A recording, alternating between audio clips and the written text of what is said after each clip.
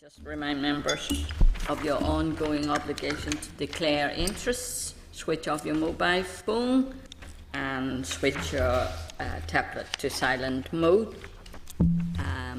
Overview of today's business, consideration of the committee's draft report on the Road Traffic Amendment Bill and departmental briefings on planning aspects of the Conservation Natural Habitat Amendment regulations and the local government executive arrangement regulations. Just want to mention a couple of things. First of all, I would like to welcome Kira Mackay, our new committee clerk, to our first formal committee. She's been sitting there quietly for a while, so she's now sitting up here at the top. So you're very welcome. And also want to mention Craig too. You're very welcome, Craig Cunningham, as Neil Dallow, replacing Helen. That's right. So, and you may notice that Neil is sitting beside me here. Mark McCraig is on paternity leave, so for next 2 weeks. So he should be back after Easter. So we have Neil, and we've borrowed Craig Mealy, clerical clerk. He just stepped out, as I mentioned him. When I was doing those sorts of things, I never got maternity or paternity. No, you can. Because they all wouldn't get just the number of kids you had. It was lucky you wouldn't have done any work at all. Well, how many? And now, Peter. How many weeks do you get? You can now have up to 52 weeks. Oh no, in paternity leave. Paternity leave. It's share leave now. Your wife could just say, right, I'm going back to work the next day. Well, what do you get if you have 8 children? Just think about 8 years. 8 years. Can I claim that back? Alban. Is it retrospective? Alban, medical retirement is what you get. Yeah, you never know. You can try it again.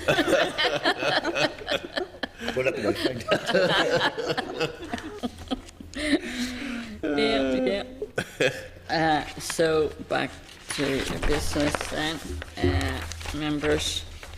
Then first thing then, members, if you look at page 5, item 1, the Road Traffic Amendment Bill consideration of draft report.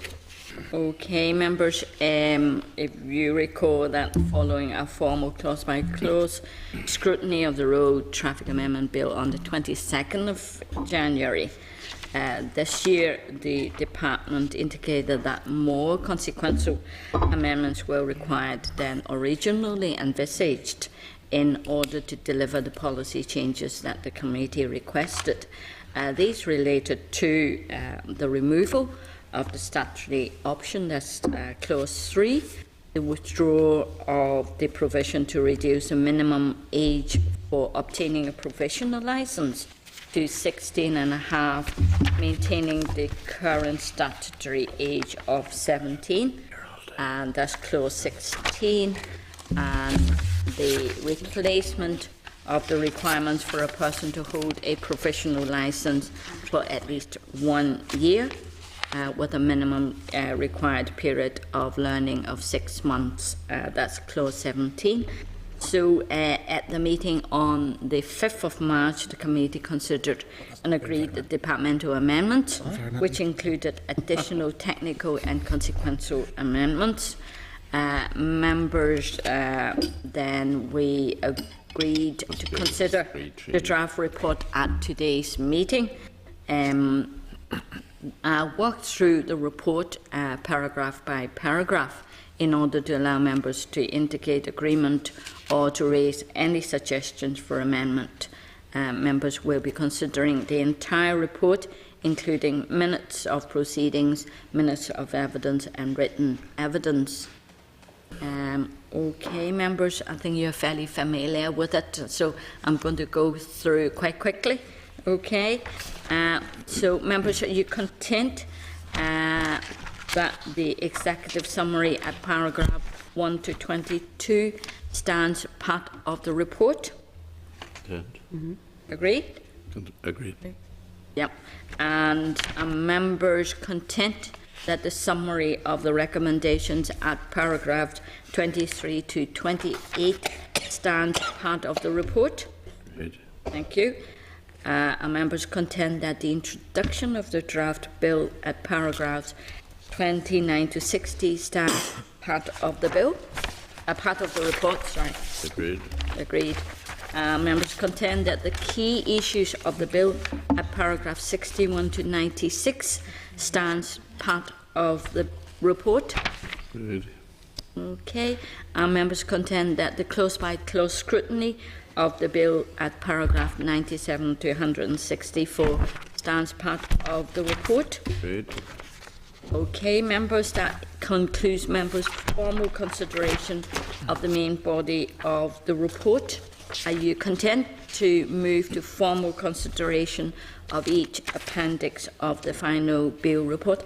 Actually, there are 1 to 6 appendices. Can we do them all together? Members, you content with that? Okay. Okay, so are members content that appendices, I can never say the word, appendices, sorry, 1 to 6, are you content to stand part of the report? Agreed. Agreed? Agreed. Thank you. That's it. Then just one last one. Members, are you content for the chairperson to approve an extract from today's minutes which will reflect the read-through of the report? These are needed for inclusion in Appendix 1, minutes of proceedings. Just to say today, we agreed this. Agreed. So if I can just have a quick look and approved it on your behalf, members? Yes. Okay. If members are content with the appendices, that the report in its entirety will be laid in the Assembly Business Office after today's meeting. Members content with that? Content. Okay. So apologies, Sandra's late, Lord Morrow's going to be late, and any other apologies? I know Colin is going to be late as well. Okay. Okay. Right here. Chairperson's business, just refer members to the correspondence from Action Renewables on page 35, asking me to chair their round table discussion at this year's Action Renewables Association Awards lunch on Friday the 27th. Members, are you content if I go along? Agreed. Chair? Yep. Thank you. Any comments you particularly want me to say? Maybe I'm just going to sit around and chairing it, refereeing it, probably. Okay, thank you. Members, are you content then to note the correspondence? Content? That's at page 35, is that right? Yeah. So minutes is at page 38. Members, okay, are you content to agree the minutes? Agreed. Thank you. Then on page 44, matters arising, there's a cover note there. Just want to bring your attention to item 5.1. That's on page 45. It's an update from the Department on the Sustainable Utility of Poultry Litter Project. It was brought up by Sandra. Maybe we'll just bring that to her attention later on. She would have seen it. Yeah. Members, are you content to note? Yeah. Then another item is 5.2 on page 47, which is the Department's response to issues raised by RSPB to the committee on the 18th of February on the European Commission's REFIT program. Members content to note response? Okay. Then item 6 on our agenda on page 51 is a consultation on EU regulation on the tachographs in road transport. Members, consultation cover note is at page 51 and notifying the committee of forthcoming consultations. At page 52, members will find a letter from the department outlining its plans to issue a joint consultation with the Department of Transport on the UK-wide consultation on the implementation of an EU regulation on tachographs in road transport. The consultation document is at page 55. The department has offered to bring a synopsis to this consultation in due course. Members content to note the consultation, and we get a briefing from them when the synopsis are ready. Yep. Okay. Next item, members, and a synopsis of responses on the consultation on the third driving licence directive, one person, one licence, on page 83. Okay, at our meeting on the 15th of January, the committee requested the synopsis of consultation responses to the UK-wide consultation on the one person, one licence amendment required in relation to the transposition of the third driving licence directive. Correspondence from the department and the consultation report are at page 83. The consultation outlined proposals to ensure that legislation clearly prohibits anyone from holding more than one driving licence at any given time. The Minister has agreed to proceed with the implementation of this change, which replaces an administrative ban with a legislative one. So, members, are you content for the department to bring forward the SL1? Content. I think it's about time. Can't imagine people holding different licenses. Okay, members, next one is item 8 on the agenda, page 91. SL1, the Conservation and Natural Habitats, etc. Amendment Regulations. We're going to get a departmental briefing. At last week's meeting, the committee agreed to invite Ken Bradley back to brief on the planning aspect of the statutory rule. Ken, you're very welcome to come back again. Thank you, Chairman. So we have also Simon Kirk and Irene. Hello, Irene. You're all very welcome. So this is on new regulations, amendment regulations. So if you can proceed, please give us a brief. Thank you very much, Chair, and thank you very much for last Thursday down in Bangor. It was good to get the opportunity to talk to the committee. Really, as I said out last Thursday, the department has taken a slightly different stance. Rather than doing consolidation, we're now, because time is against us, extracting the planning-related aspects of that conservation regs for a simple reason. To take account of the two-tier planning system coming in from 1st April to allow councils undertake habitats regulations assessments and other aspects which are required, and then we'd revisit the consolidation later in the year and pull the whole lot together. And so that's why we've issued the SL1 and the draft regs to let the committee see what our intention is and hopefully get your agreement today to the way forward. Okay, this is on European. Correct. This is under the Habitats Directive, where a common authority, in this case either councils or the DOE, is required to undertake an assessment over the environmental impact of any plan or project, and obviously a planning permission counts as a plan or project. But it doesn't need to go then to EU or something, but just no threshold. We must do this. That's correct, Chair. It has to be done to comply with the Habitats and Birds Directive, but no, it's not part of an infraction, or the EU wouldn't be made aware of it. So won't. But obviously, if it didn't do it, it puts the councils and the department in a difficult position regarding an infraction. Okay, and it's not kind of more stringent assessment. It's a no, it's just basically it's a technical change, basically lifting the regulation as it stands. At the moment, the DOE stands as the planning authority, and really then taking it forward as a technical change to allow our councils or department to Okay, undertake that function. right. And I'm sure the councillors have been trained on this? That's right. On this, this new shared environmental service, the councils have got guidance and also support, and also staff as well, who are immersed in the whole planning and HRA process.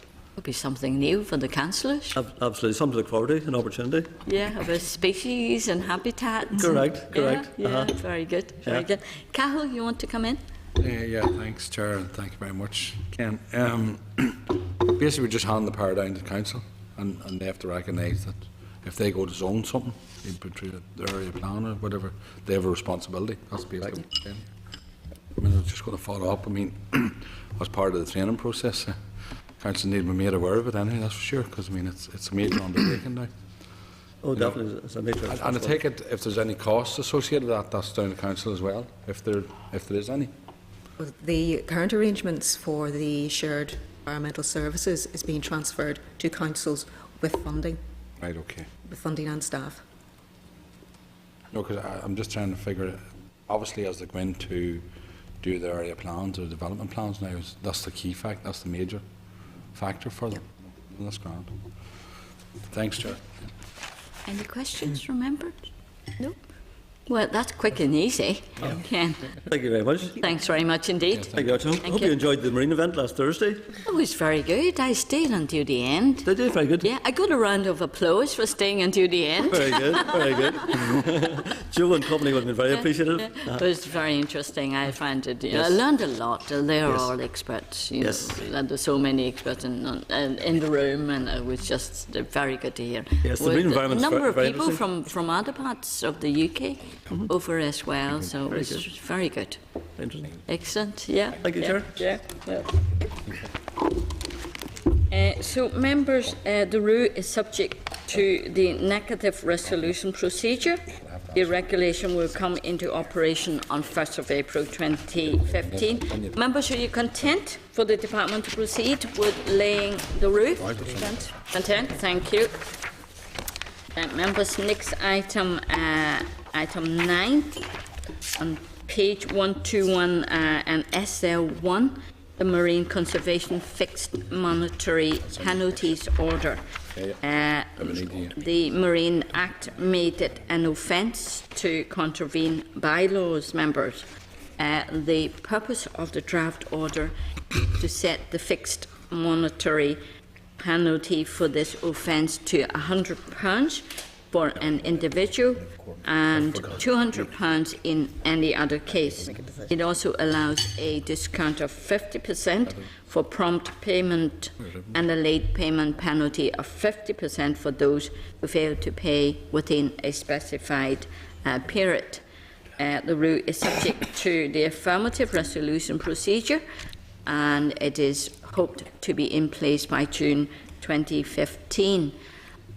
Members, would you need an oral briefing on this, or you think it's straightforward enough? I think it'd be useful to have a briefing. Okay. And yeah, there's time enough. It's not going to come into force until June.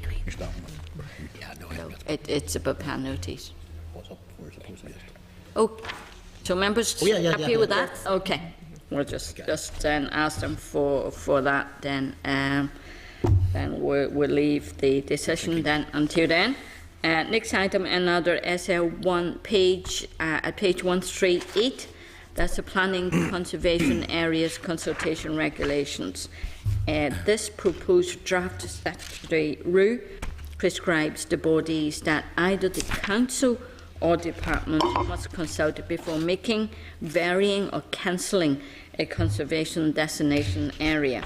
This is a technical rule needed to take account of the two-tier planning model. The rule is subject to the negative resolution procedure, and it is proposed to come into operation in April 2015. Members, are you content for the department to proceed with laying the rule?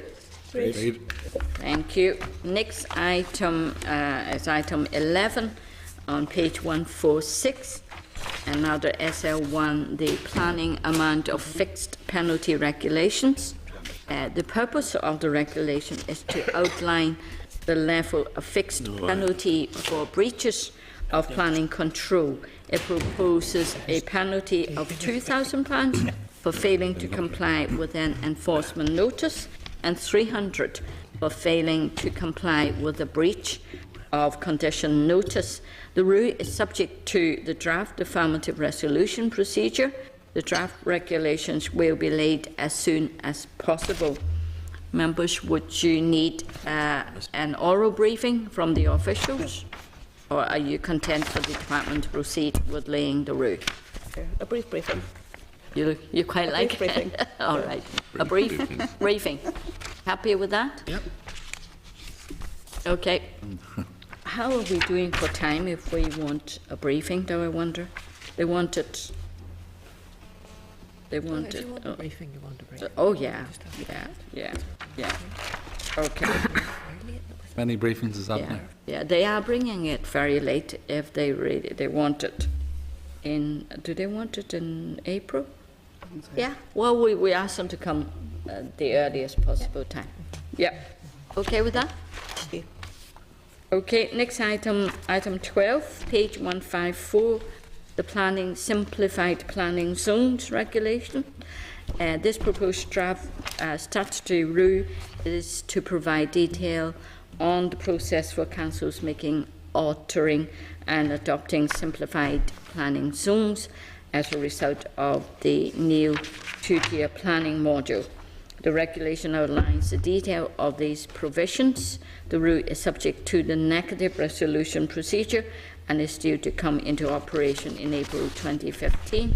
Are members content for the department to proceed with laying the rule? Or you want a briefing? Okay. Straightforward. Yep. Okay. Yeah. Members content. Okay. Item 13, page 174. Another SL1, the planning inquiry procedure rules non-island. This proposed draft statutory rule will provide for procedures to be followed in connection with inquiries held under Section 235 of the Planning Act, where the Secretary of State or the Department of Justice has directed that evidence relating to national security or the protection of premises shall only be heard or be open to inspection at an inquiry by persons specified by the Secretary of State or DOJ. The rules will take account of changes resulting from planning and local government reform. It takes account of changes accommodating the existence of the Department of Justice and the possibility of the Planning Appeals Commission conducting an inquiry where an appointed representative has been appointed. The rules set out the responsibilities and requirements placed on the department, the inspector, or the Planning Appeals Commission to hold the inquiry. The rule is subject to the negative resolution procedure and it is proposed to come into operation in April 2015. Are members content for the department to proceed with laying the rule? Content. Thank you. Next item, item 14, at page 196.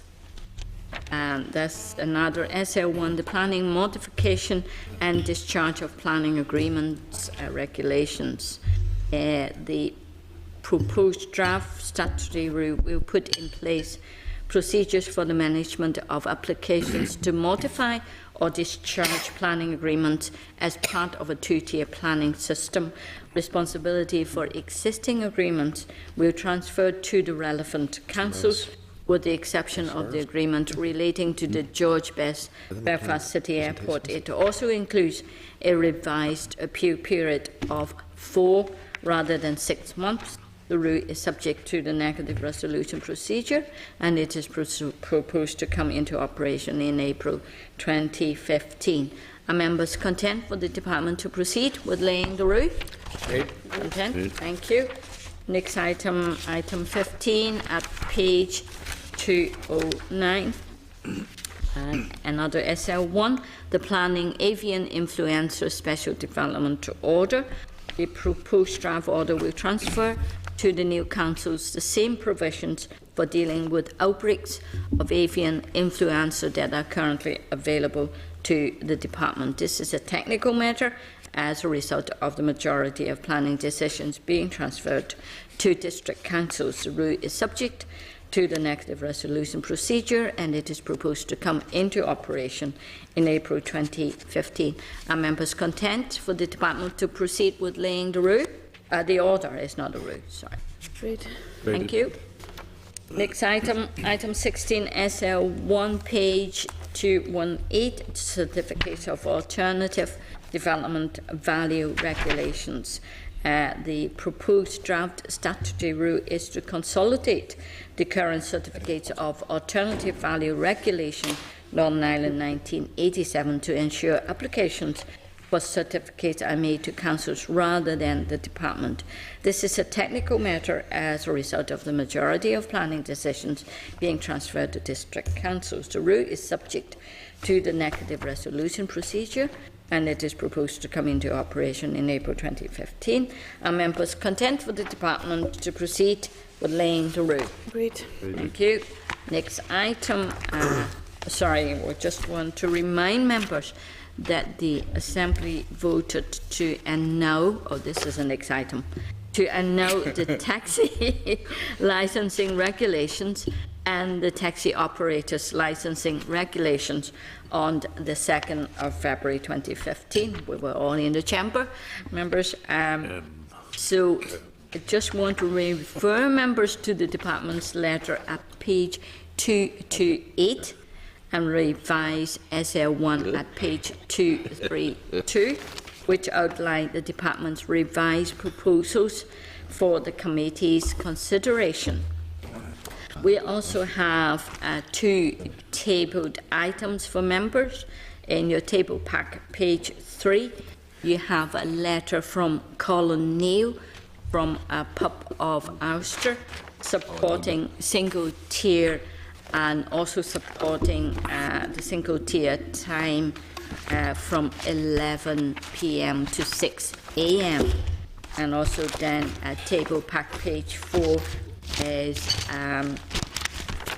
in relation to taxi accessibility regulation. That's a letter from Disability Action. They are not opposed to the regulation, but they do have a number of concerns, and they would be content to come and meet the committee on the 16th of April, our next formal meeting. So if members are content for them to come, we thought we may also ask IMTAC to also come and talk to us on the accessibility regulations. It's in terms of a number of changes. So members agree if we also invite IMTAC and see if they're willing to come on the same day? I think those 2 organisations are sensible. I think broadly speaking, I mean, prejudging the issue on accessibility regulations, there's generally speaking sensible provisions there. I suppose just we want to make sure, going about it with they're disability proofed in that regard, and that we get the detail right on it. And I suppose those couple of organisations would be the ones that would be closest to the issues themselves. Yes. I would agree with Peter on that. Sure. Yeah. And a large number of people with disabilities do use taxis rather than public transport. Yeah, I think it's important as well that we provide the best provision for people, but also I suppose the other thing as well is we tend sometimes to be a little bit boxed in our thinking, and we think of either a particular disability or, you know, and I suppose one of the issues you just need to make sure as well is that one about it where that one size doesn't fit all for disabilities, and how to make sure that everything is catered for in a proper way. A big range of disabilities, you know, and extent of severity as well. So, okay, members, after the briefing from Ian, I'll ask if you are content for the department to proceed on each of the individual taxi regulations. So if I can welcome back Ian Greenway and Michael O'Neill, both from the Road Safety and Vehicle Regulations. So delighted to hear there's some movement and that there's some agreement. So if you can brief the committee on the compromise, if we could call it, and then members, I'm sure, will have questions to ask you.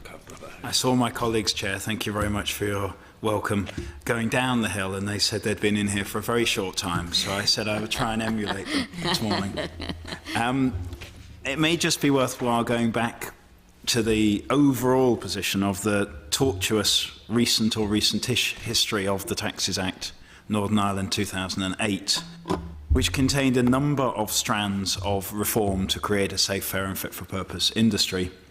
2 of those have been commenced and are in place. Taxi operator licensing, which created a formal legislative link between the person and the vehicle that present themselves to take you on your journey, and the operator who managed that vehicle and the dispatches of that vehicle. And secondly, driver training and testing, and you're aware that all new taxi drivers have to take a test before they can enter the industry now, and training provisions will cut in from next September.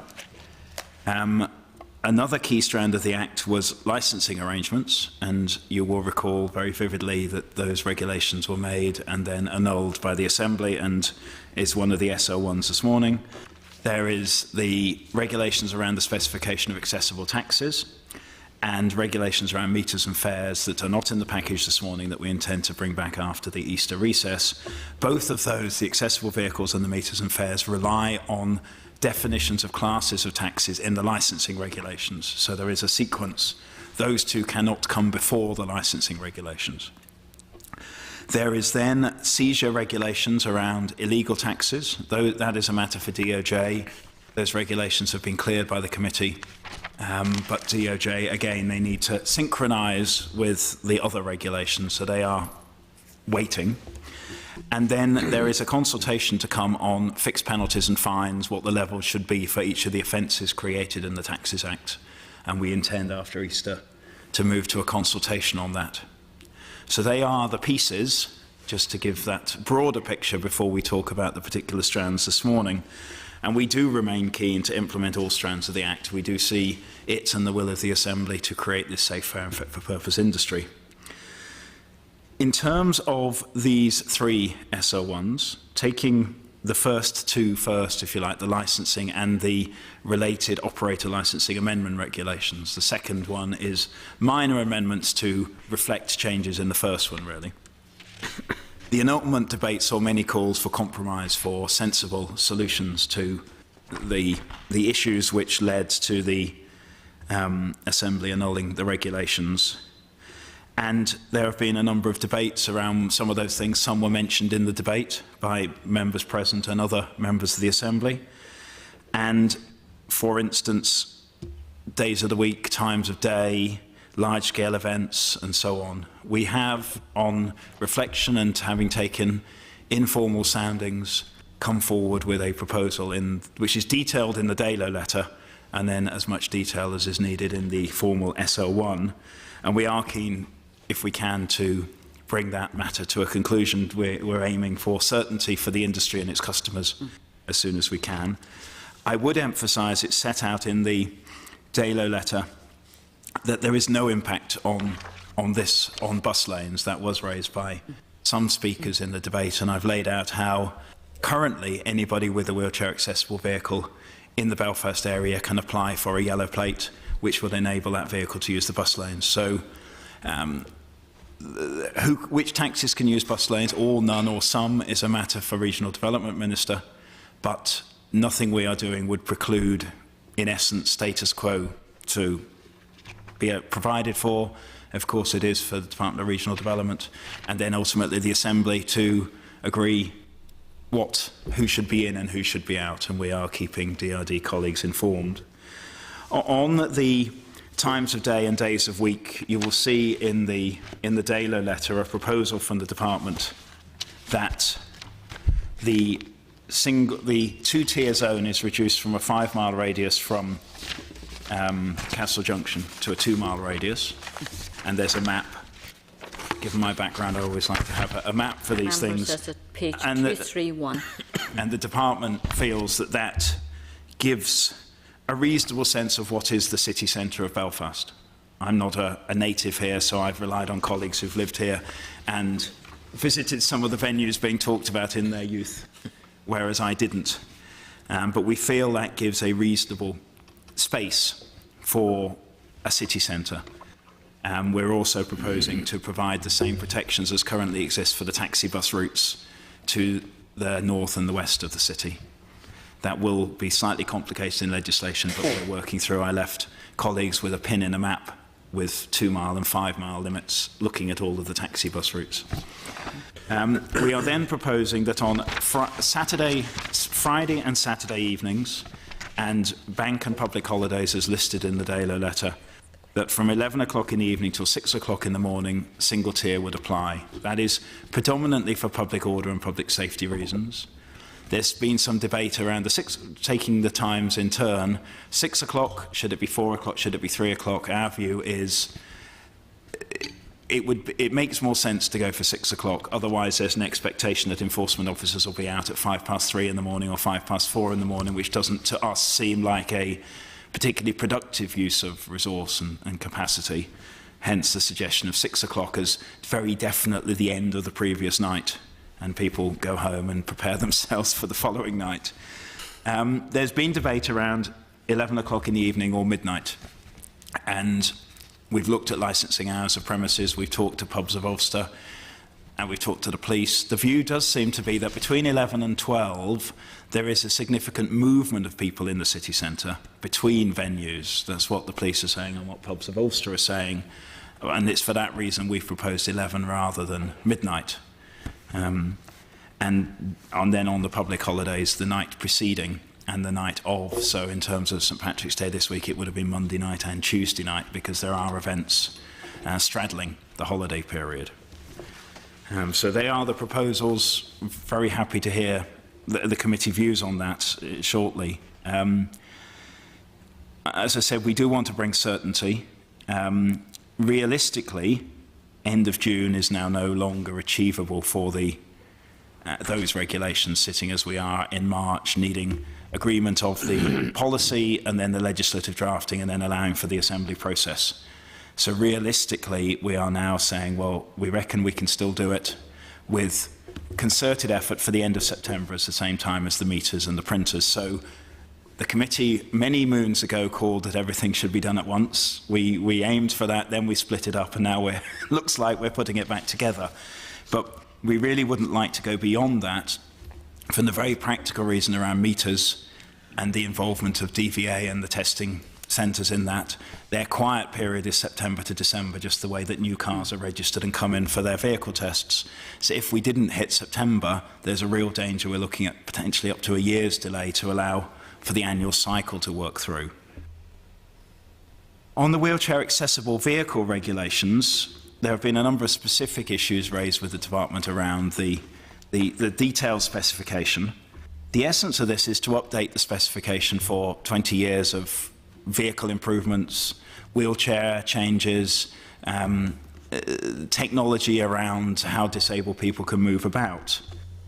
And it is absolutely vital that this is seen as one component. There's the engineering, if you like, but alongside that there is the driver training. And members will recall there is a mandatory module in the driver training around managing disabled passengers, if I may call them that. Too many anecdotes of people being wheeled up a ramp in a wheelchair and their head hits the roof as they're put into the taxi. There's just too many of those for them all to be apocryphal. So there's the engineering piece and there's the training piece. We see those very much as a whole. And the specification was drawn up with expert input from ITP consultants. There was close liaison, particularly with IMTAC, around elements of the specification. And as set out in the SO1, there was an adjustment. We'd said the maximum slope on a ramp could be 13 degrees. There was consultation responses saying that would make it very difficult for a range of vehicles. We looked at that, we talked to IMTAC, and we've come forward with a proposal of 16 degrees. It may not seem much, but for many vehicles, that 3 degrees is the all-important 3 degrees. The three remaining issues that we've been made aware of to date, and we have talked to IMTAC as recently as Monday and yesterday. There are issues around the steps. We are proposing in the specification, a lot of this detail isn't in the SO1, it's in the more detailed specification and regulations, that at the moment, if your height from the floor to the step into the entry point to the vehicle, the door, if you like, is 435 millimetres or more, you do not need a step, an intermediate step to come in. We are proposing to reduce that to 380 millimetres. And this was a significant issue in working with IMTAC. That 50 millimetres at 2 inches in old money was seen as a significant issue. What we have done to address concerns raised in the consultation, originally the specification gave detailed heights of those steps. We've removed those, so there has to be a step. We haven't said it, I think we'd originally said 215 millimetres from the floor, and there were issues raised about street furniture, sleeping policemen, etc., that could interfere with those. So we've said there has to be a step. The detail of how that is put in is for the engineering of the vehicle and the driver. A further issue that's been raised is the partition. And I'd like to clarify that the department is not saying there can be no partition. What the department is saying is if there is a partition, these things have to apply around an intercom and ability to speak through the partition without shouting. But we are not mandating the requirement for a partition. That isn't an accessibility requirement per se anyway. It appears originally to have been a driver protection issue rather than a passenger protection issue, but this is way back in the mists of time. And if that were necessary in a taxi, the logic would be it would be necessary in all taxis as it's not an accessibility issue, rather than just in one type of taxi. The impact of requiring a partition would be either to restrict the types of vehicle that could be wheelchair accessible taxis, or to require £500 plus of expenditure to put such a partition into a vehicle that otherwise would meet or exceed every element of the specification. So we are very much not saying you cannot have a partition. We are certainly not saying you have to remove partitions where you have them. What we are saying, it is not mandatory for accessibility requirements to have a partition. And the third element was rear loading versus side loading. And here the specification is deliberately allows both, because some vehicles work better from the side, some from the back. Some people prefer to get in the vehicle in a wheelchair from the side, some from the back, and we see no reason why we should specify in law what is properly a matter for engineering and individual comfort. There may be some issues around rear loading and wheelchairs at ranks, and that is something we're talking to DRD around, drop curbs, etc. But the bottom line is very, very few wheelchair users go to a rank to get in a taxi. And we've had this discussion before that most disabled people have a regular taxi firm or often driver they use. They ring them and they provide a door-to-door service. In the hundreds of hours of video footage we have of the ranks when we were assessing ranks and usage, we saw 2 people in wheelchairs get into taxis at a rank in Belfast. So we do recognise there's some issues there, but we don't want to get them out of proportion. If there are 2, if it's very infrequent, the sheer common sense of a vehicle pulling forward to let somebody in the back, etc., how much engineering do we want to do to address that? Because the wheelchair accessible regulations are deemed by the EU to be technical regulations, they have what's called a standstill period where they have to be notified the Commission, who write out to all other member states to say, do these regulations cause you any difficulty? For instance, do they cause your car manufacturers any difficulty? Would this stop entry to the Northern Ireland market? Is there a single market barrier being created here, intentionally or inadvertently? So once the SO1 is approved by the committee, we can start that standstill period. If any element of specification becomes more demanding, we have to start it again. But if anything is relaxed, we don't have to. And to hit the end of September, we really do, subject to the committee's consideration, need to get that standstill period begun.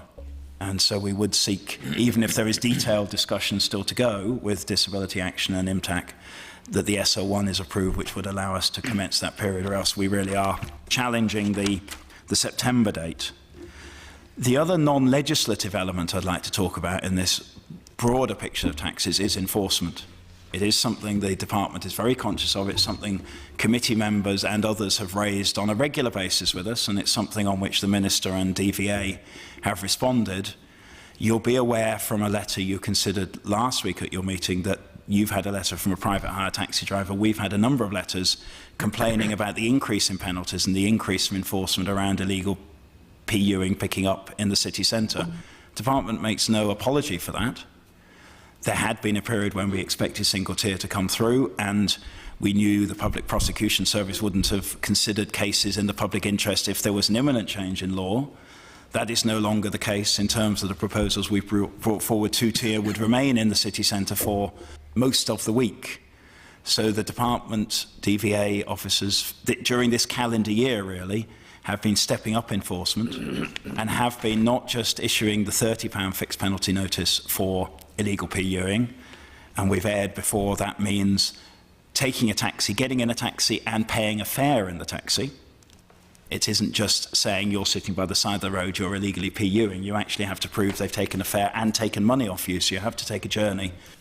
I learned from my DVA colleagues the other day we don't get that money back even though it was an illegal journey. So the £30 fixed penalty, actually there's £5 fare paid out of that before we even get anywhere. But we have also said, actually, you're operating without an operator licence.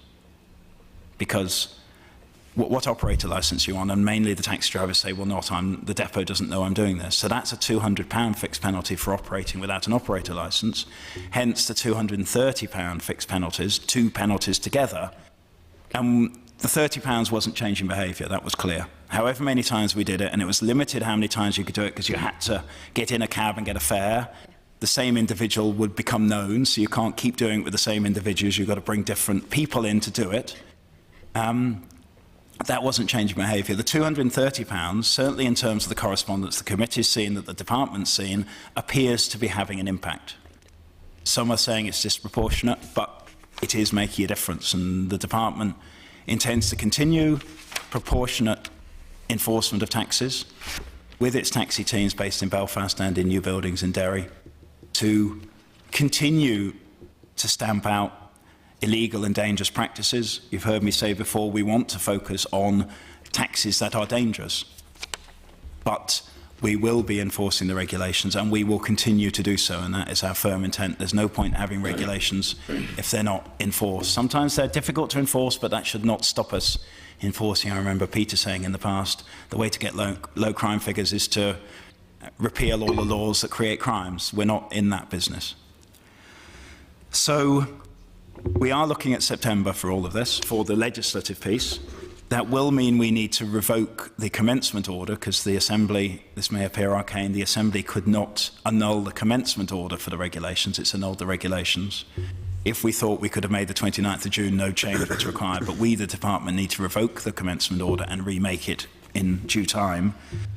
And we intend to make a concerted effort to meet the end of September, but that will require a good amount of time and effort and focus and joined up working between policy legislation teams, the Assembly where necessary, and operational teams. So that hopefully gives a bit of a picture of the full picture and then the specific SO1s. Okay. Thank you, Chair. Thank you for a very thorough presentation. Certainly a lot of changes. And I was at a meeting of they're all South Belfast residents in my constituency, about 12 people of all ages, from young people to older people. The oldest person will be in her 80s. And I briefly explained the proposal, and they were all shaking their heads and said, this is going to be so confusing. And this elderly lady said, well, Anna Lowe, I always get into any taxis without booking. I suppose because she's elderly and this is kind of like illegal taxi. She didn't even know. And she said, well, I just always get into taxis. I never need to book. So, I mean, enforcement is going to be a big issue. But my point is, I think we would need a lot of communication campaign to let people know. Yeah. And I told them roughly the 2-mile radius, And I think a lot of them also said, well, what about our sons and daughters coming back and they wouldn't know, and tourists coming in. So all those are issues that we need to grapple between now and September. And in a sense, that is another reason we want early certainty. I'm not asking the committee to say that the Assembly will not annul regulations, but if we could have a pretty high degree of confidence that wouldn't happen, subject to the appropriate democratic process, that would allow us to work up these communications, both for taxi operators and drivers who will be the prime, in a sense, enforcer of those regulations, or will be expected to, sorry, I can't pick you up, here's why. Yeah. Yeah. As well as the public. Tourists will be a further difficulty, those that will need to know as they arrive. And I heard this debate on Talkback on Monday on BBC Radio Ulster, this issue. But the Assembly has determined that single tier is inappropriate. We therefore have some two-tier in certain places and certain times a day. However we do it, it increases the communication challenge, but it's right and proper. We need to rise to that and do our very best to explain. If somebody still gets in a cab and the driver still lets them on the Lisbon Road and it's within 2 miles rather than the bit of the Lisbon Road that's out with 2 miles, to think an enforcement officer there will be there to get everyone who ever does that is unrealistic. But we will be getting the messages out. We will have enforcement activity going on to explain why this is as well, not just saying you can't do it. People need an explanation of why can't you do it. Yes. Well, we're where we are now, so we need to just get on with it. So I'll let other members come in. Cal? Thanks, Chair, and thank you very much for your presentation. Yeah, many wheelchair accessible taxis are in the industry and in Belfast at the minute. Have you any figures on that? Wheelchair accessible, so there's like the last count was 437 Belfast Public Hire. The only taxis that the department knows that are wheelchair accessible are the Belfast Public Hire, because they're the only ones that are actually tested as wheelchair accessible. You can make guesses about other taxis based on the type. So if it's a Volkswagen Caddy, for instance, you might guess it's a wheelchair accessible taxi. But in terms of firm figures, 437 is what we have, and I think that in the ITP report they mention a figure of about 600 in the Belfast metropolitan area overall. 37. So that would take into account an estimate as to what other taxis are likely to be working. The reason why I asked you the question is, see, some of the stuff is pretty good. You know, I've talked to you, and I'm content with some of the stuff that's there. The only thing is, I'm trying to figure out what will happen. I mean, I was listening to the chair there talking about some people, how they're reacting. Let's be honest, the system will work no matter what. I mean, we can sometimes overcomplicate. Like people are saying, this is complicated. It's not. People want to get a taxi. There's avenues there for them to get taxis, right? The reason why I'm asking about this, and I don't want to deny certainly anybody in the disabled community access to a vehicle. The issue is here whether or not the taxis that are in the industry at the moment are meeting the demand, right? So, and that's why I'm trying to nail down the figures. Well, the estimate was around 600, and many of those will be coming in from the suburbs, perhaps we can describe them. What the report also found is it found no evidence of undersupply of wheelchair accessible vehicles in Belfast. It found some evidence of undersupply of wheelchair accessible taxis in rural areas. The Act does allow the department to bring forward regulations, for instance, to say if your fleet is bigger than N vehicles, you must have X% of wheelchair accessible vehicles within it. The report and the department's response to that, and that came through the committee, was we don't think there's enough evidence at the moment to require that response. We will continue to work with the disability groups to see, does that arise? And if so, the department would be happy to consult on doing that sort of thing. But there isn't the evidence at the moment. What we also know is many people who are in wheelchairs prefer to travel in a saloon car. They prefer to have the car in the boot. And their normal taxi driver providing their journey. And the SO1, the regulations make entirely clear, as did the consultation, that is perfectly allowable. What is not allowable is that saloon car advertises itself as wheelchair accessible. If somebody rings up and says, I'm in a wheelchair, can you take me? And they explain, well, I can, but the wheelchair will have to go in the boot, etc. Absolutely fine.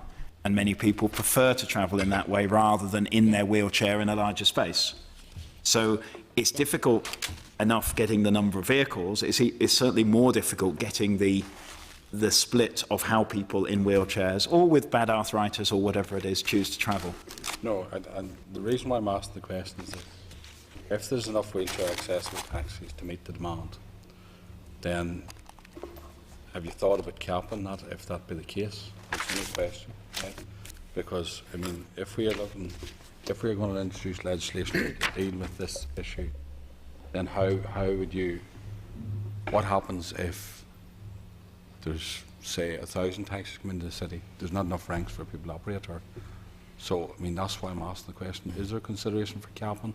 And I don't want to deny anybody the opportunity to access the taxi, but I'm only asking that question. The one thing that the report did say that the time bands in the report in terms of supply and demand were quite wide, so that although they did say there's no evidence of undersupply across those time bands, they did say that that's not to say that within those time bands in a specific half-hour or an hour period there might be undersupply.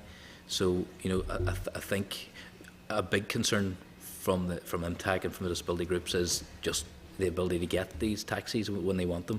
So I'd imagine that would cause them difficulties, any kind of mandatory caps that we would introduce. Another thing is that just because these taxis are available, so the report goes into the supply of them, doesn't mean that they're always available for wheelchair users, because when they're being used, they may be carrying wheelchair users, but at other times they may be just doing other runs. So although there's a wheelchair accessible taxi on the books for a specific operator, it mightn't be there available to a wheelchair user at that time. So it might look like the supply is okay, but, you know, anecdotally from organisations like MTAC, there are concerns about the supply and any kind of, you know, obviously we're raising the specifications, so there's concerns that by doing that there's a balance to be struck between doing that and altering or affecting the supply of the taxis available. But you wouldn't consider? I think it would be very hard for a disability lobby to say, well, you're capping what is available to us. These vehicles are also available to able-bodied people, if I can use that phrase. Some prefer to travel in the saloon car. Others will take the first vehicle that a depot or indeed a rank has available to them. To say, I'm not even sure where it sits on the Disability Discrimination Act. If we say, actually, we've decided there's only going to be, for sake of argument, 500 of these, we know the population is getting older, probably therefore getting more infirm as a general statement. It would be difficult to follow a logic that says you can only have so many of these multi-purpose vehicles compared to the ones that cannot take a person in a wheelchair, sitting in the wheelchair, into them. You could end up with a case against you under DDA.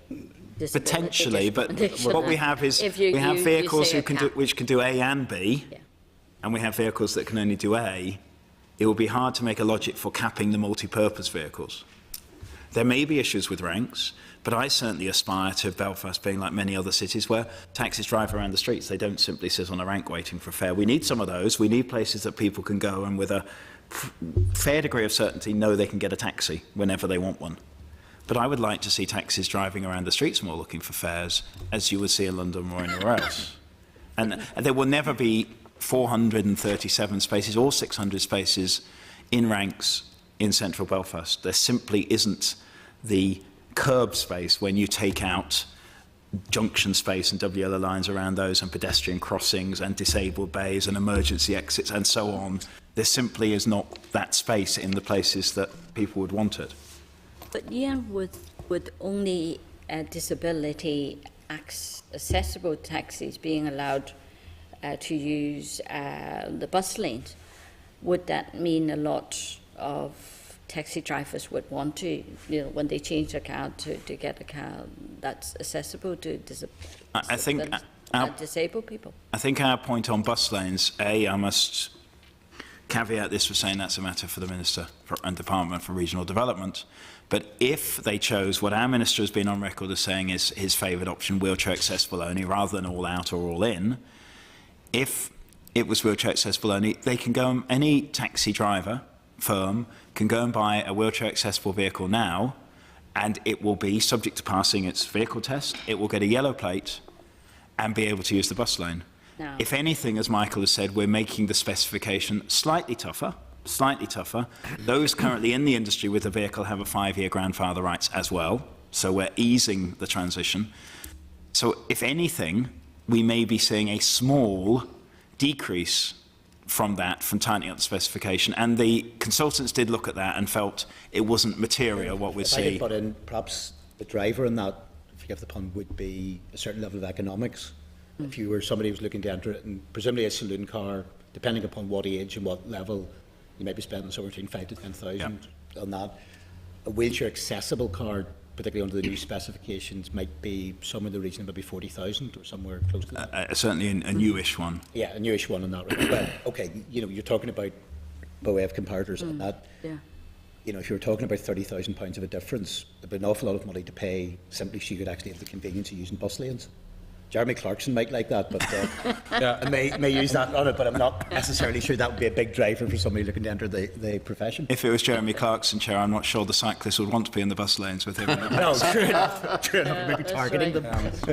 Moving away from Jeremy Clarkson, back to the issue of, okay, so clearly then we're moving away from actually public hire to what's called Class B. Yeah, multi-purpose or accessible taxi, is that correct? So there's really going to be no distinction between public and private hire. To be honest, is this the terminology we're using? The regulations that were annulled and the regulations need to come forward to define classes of taxi, and then that feeds on into various other regulations. And the regulations, as they existed, had Class A, which is saloon car, Class B, which is wheelchair accessible, the types, whether it be a classic quote-unquote black cab or a Volkswagen Caddy or whatever it may be. Class C is things that have to be regulated as taxis, but you probably wouldn't recognise as taxis, like wedding cars, funeral cars, stretch limousines, etc. And D is taxi buses. So if we leave C and D aside for a moment, they need to be in that categorisation. There will be wheelchair accessible vehicles and there will be other vehicles, saloon vehicles, let's call them. They will all have a taxi roof sign with the operator's name up there. They will all have the roof sign, the plate on the roof sign. Class B taxis will have a wheelchair sign, one of those standard international symbols. Class A taxis will not. If taxis wish to go beyond that and brand themselves in some way as wheelchair accessible or public hire or value cabs or Eagle taxis or whatever it may be, or indeed West Belfast taxis in the taxi bus area, they're perfectly entitled to do that. As long as they're operating legally and they have the right licences and the right training, they're perfectly entitled to do that. But the Taxis Act overrides the PSV regs and therefore the Belfast bylaws that created a Victorian distinction between private hire and public hire.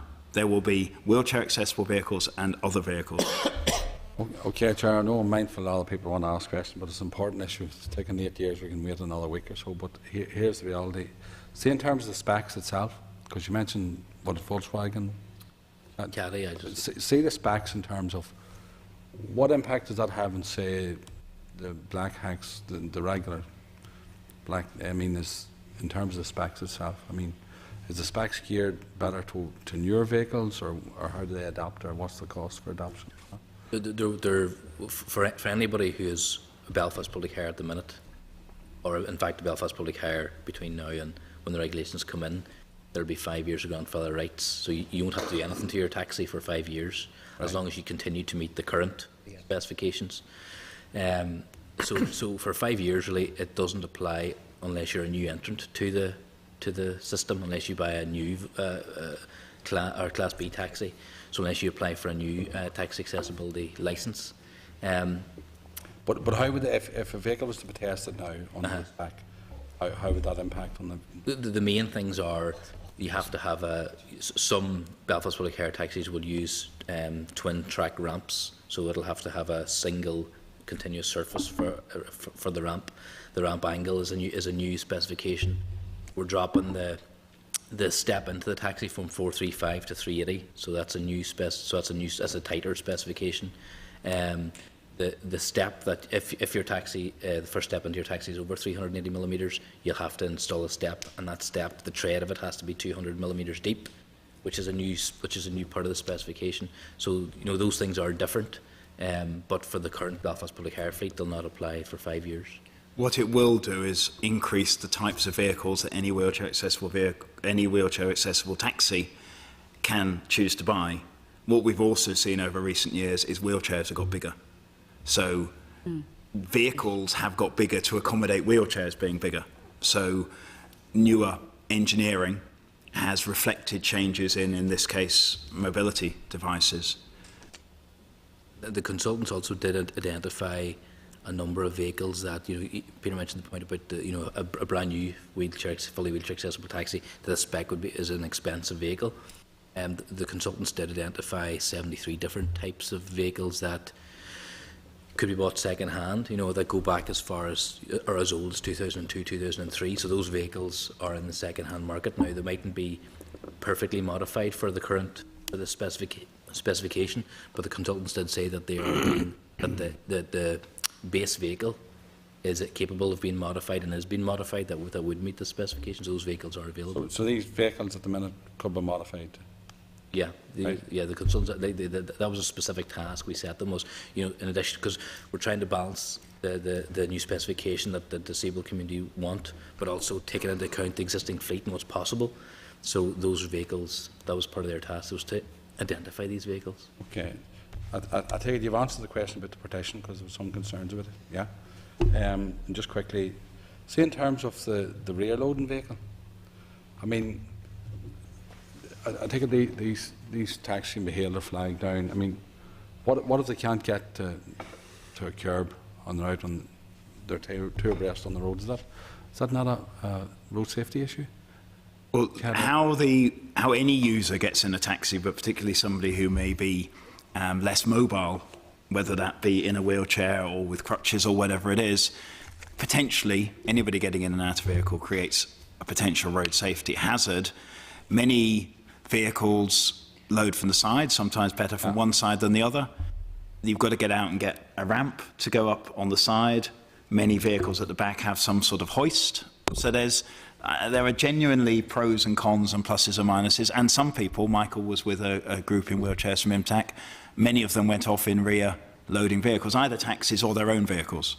And we don't think it's appropriate for DOE to specify saying which type of entry should someone use, as long as it is safe, as long as the vehicle doesn't tip over when you get in it, and as long as it meets that need. And I think from a road safety point of view, I'd prefer to get into the side loading vehicle because most of them's on that side near the curb rather than go around the back of a vehicle, to be honest with you. So, I mean, that's just a point to consider. And the last point is this, a new enforcement strategy. Have you put that in place yet? Are you working on it? Because, I mean, that's the key element to all this here. Absolutely, we accept that we would rather talk about compliance than enforcement because we should only be needing to enforce against those who choose not to comply, or rather in that category of non-compliant there are the ones who are generally trying to comply and making some slip-ups, and we need to help them over the line, and there are those who are actively choosing not to comply and we need a different technique with them. You've heard how that we've introduced this second fixed penalty offence for PUing, for instance, so that we've changed significantly the financial equation that people need to weigh up there. The other thing we're doing, not just across taxis, but also with freight vehicles and buses, is instead of relying on finding people on the street, or even either intelligence-led or random, we will go to depots. And there is a programme in the bus industry, I think you've heard about that, of depot visits, and that allows DVA to look at all of the records of maintenance records, maintenance facilities, storage facilities, movement records, tachographs, whatever it is they need to look at, say, in the goods and buses. Similarly in taxis, because we can do far more there at seeing the proper chain of audited compliance than you will ever get at the side of the road when you're seeing one vehicle of a fleet that may be multiple vehicles. Now we can go reasonably unannounced to public premises, whether that be TransLink depot or whatever, where it's a single man operator or single woman operator with a taxi. We would need to arrange that in advance because they are entitled to have their home address as their place of business, operating centre, if you like, where they store their records and have their lost property. We would need to do that by arrangement with them. But the intention is to do far more of that depot work rather than relying solely on roadside encounters, which are necessarily incomplete and require people to bring records in afterwards and so on. So that they are two key strands of an increasingly robust enforcement regime. All right. Just coming back to bus lanes. So taxis are not allowed to drive, yes, on bus lanes. What about picking up people or dropping people off? Are they allowed to go in the bus lane to drop? If I say, you know, I want to be dropping off the city centre, you know, opposite whatever, the High Court, that's bus lane. So I can't come off, you know, come as a passenger and ask them to stop there, can I, and come off it? The regulations for what taxis can travel in bus lanes defines permitted vehicles, and that's why it's DRD regulations. So that includes certain vehicles like bicycles, motorbikes, and taxis, it says, a public hire taxi. Because we're changing our classes, they have to hook to the new set of classes. In terms of but if dropping off, picking up. If you're in a private hire vehicle, I think the only scenarios where you're allowed to enter a bus lane is in an emergency, or if you're actually going through the bus lane into another avenue or through a road. I don't think you're allowed to drop off for any. I don't think you're allowed to enter that bus lane at all in a private hire taxi. Now, if you do, of course, that would be a parking offence or a bus lane offence. I suspect in practice where there's no blocking of the flow of, there's no bus coming or whatever, it's unlikely that DRD would be too heavy-handed on that. But if you're parking and you're stopping the flow of other vehicles in that bus, they're likely to take a stronger view. Okay. Peter? Thank you, Chair. And I suppose just at the outset I would say,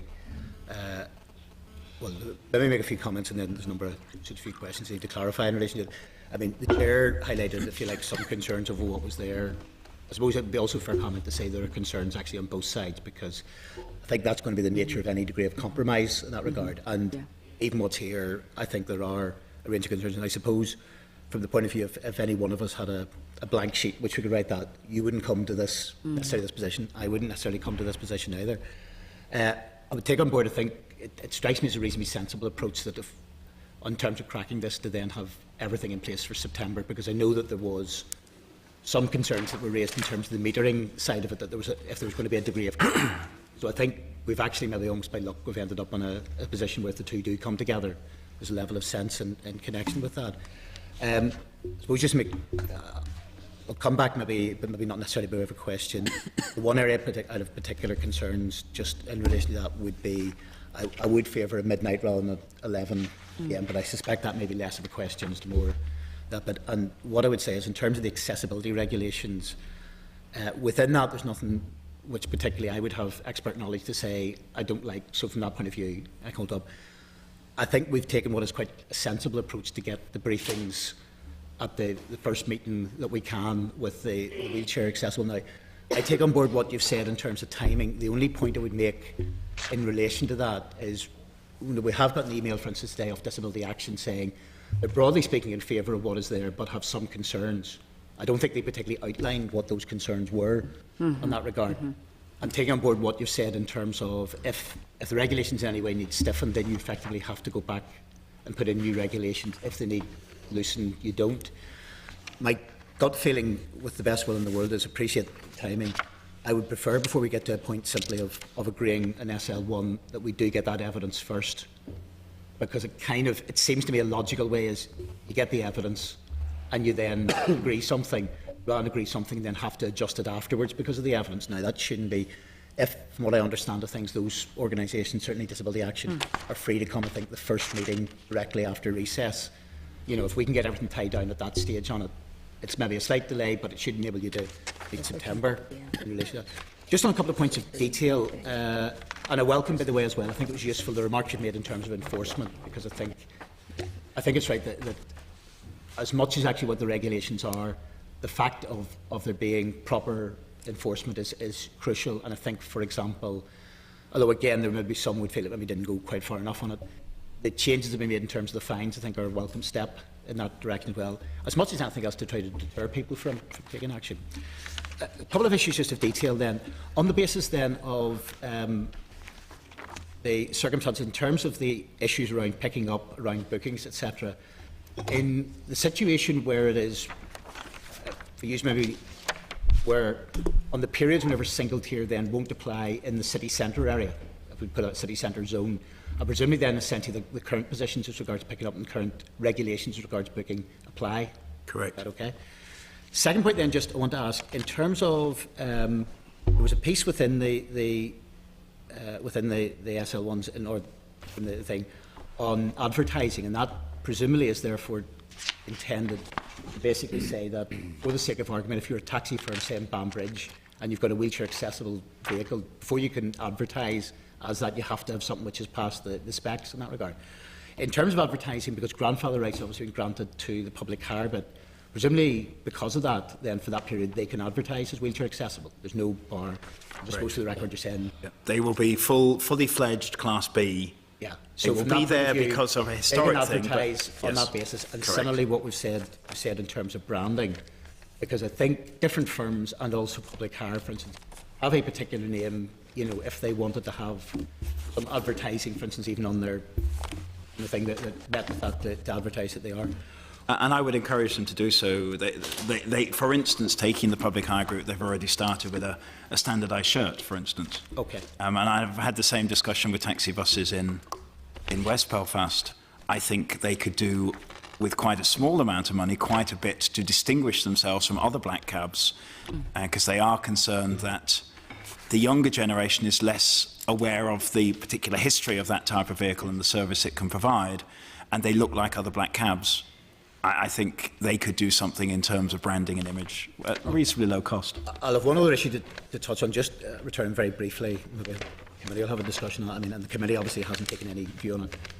Just on the issue of the timing side of it, I think that on the 6 a.m. side does make a certain level of sense, because it's tied in, as you say, both with the fact that there won't be much, whether it's 4 or 6 is relatively moot issue in one sense, because, as you say, there won't be exactly much in the way of enforcement. There won't be much taxi activity between 4 and 6. 6, probably from a safety point of view, does make a certain level of sense, because there isn't public transport between 4 and 6. On the issue of 11, and I'll be seeking sort of committee support on it, if there was a situation where the committee took a different view on that, I'd certainly be happy for that issue then to be brought back very quickly. I mean, if we narrow it down to a single issue on that, and there had to be maybe a slight change to that, even if it was a question of, even on that one issue, something coming back next week, at least in terms of a special meeting with one enforcement. You know, what I'm just saying is I don't want to be obstructive on that, but the one other issue just to want, and I'll touch on that a little bit later on, just on the issue, one other issue just in terms of the costings, because I think within that you'd made reference in terms of probably the cost of the industry, I think, in terms of, broadly speaking, an assumption of upgrading across a number of years of 440,000. Was a figure? Yeah, that was the consultants were also asked, what is the impact of the changes we're making? Could you just give us a bit of breakdown on that, because you mentioned about 437. What assumptions are in that in terms of cost? Because presumably is that on the basis then of what it will then cost to upgrade every vehicle on that basis, or is there a certain number of vehicles that have been fitted out, and what's the general working out of assumption? It's the public hire fleet. What they did was they looked at the age of the public hire fleet, so across, you know, from the newer vehicles to the older vehicles.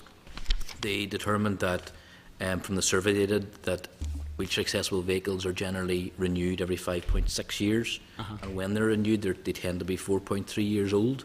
So it's based on, and then back to the research and what's the cost of a vehicle around the 4.3 year mark. So it was. What's the assessment then of what, for an individual vehicle, what the level of upgrade would have to go for in terms of cost? Oh, you mean the difficulty is even if you take a specific model of car that you would regard as being meets the new specification. Yes. Modifications of that vehicle vary, and you don't really know until you actually see it in front of you. No, but I understand that, but there's been an assumption made of the overall cost.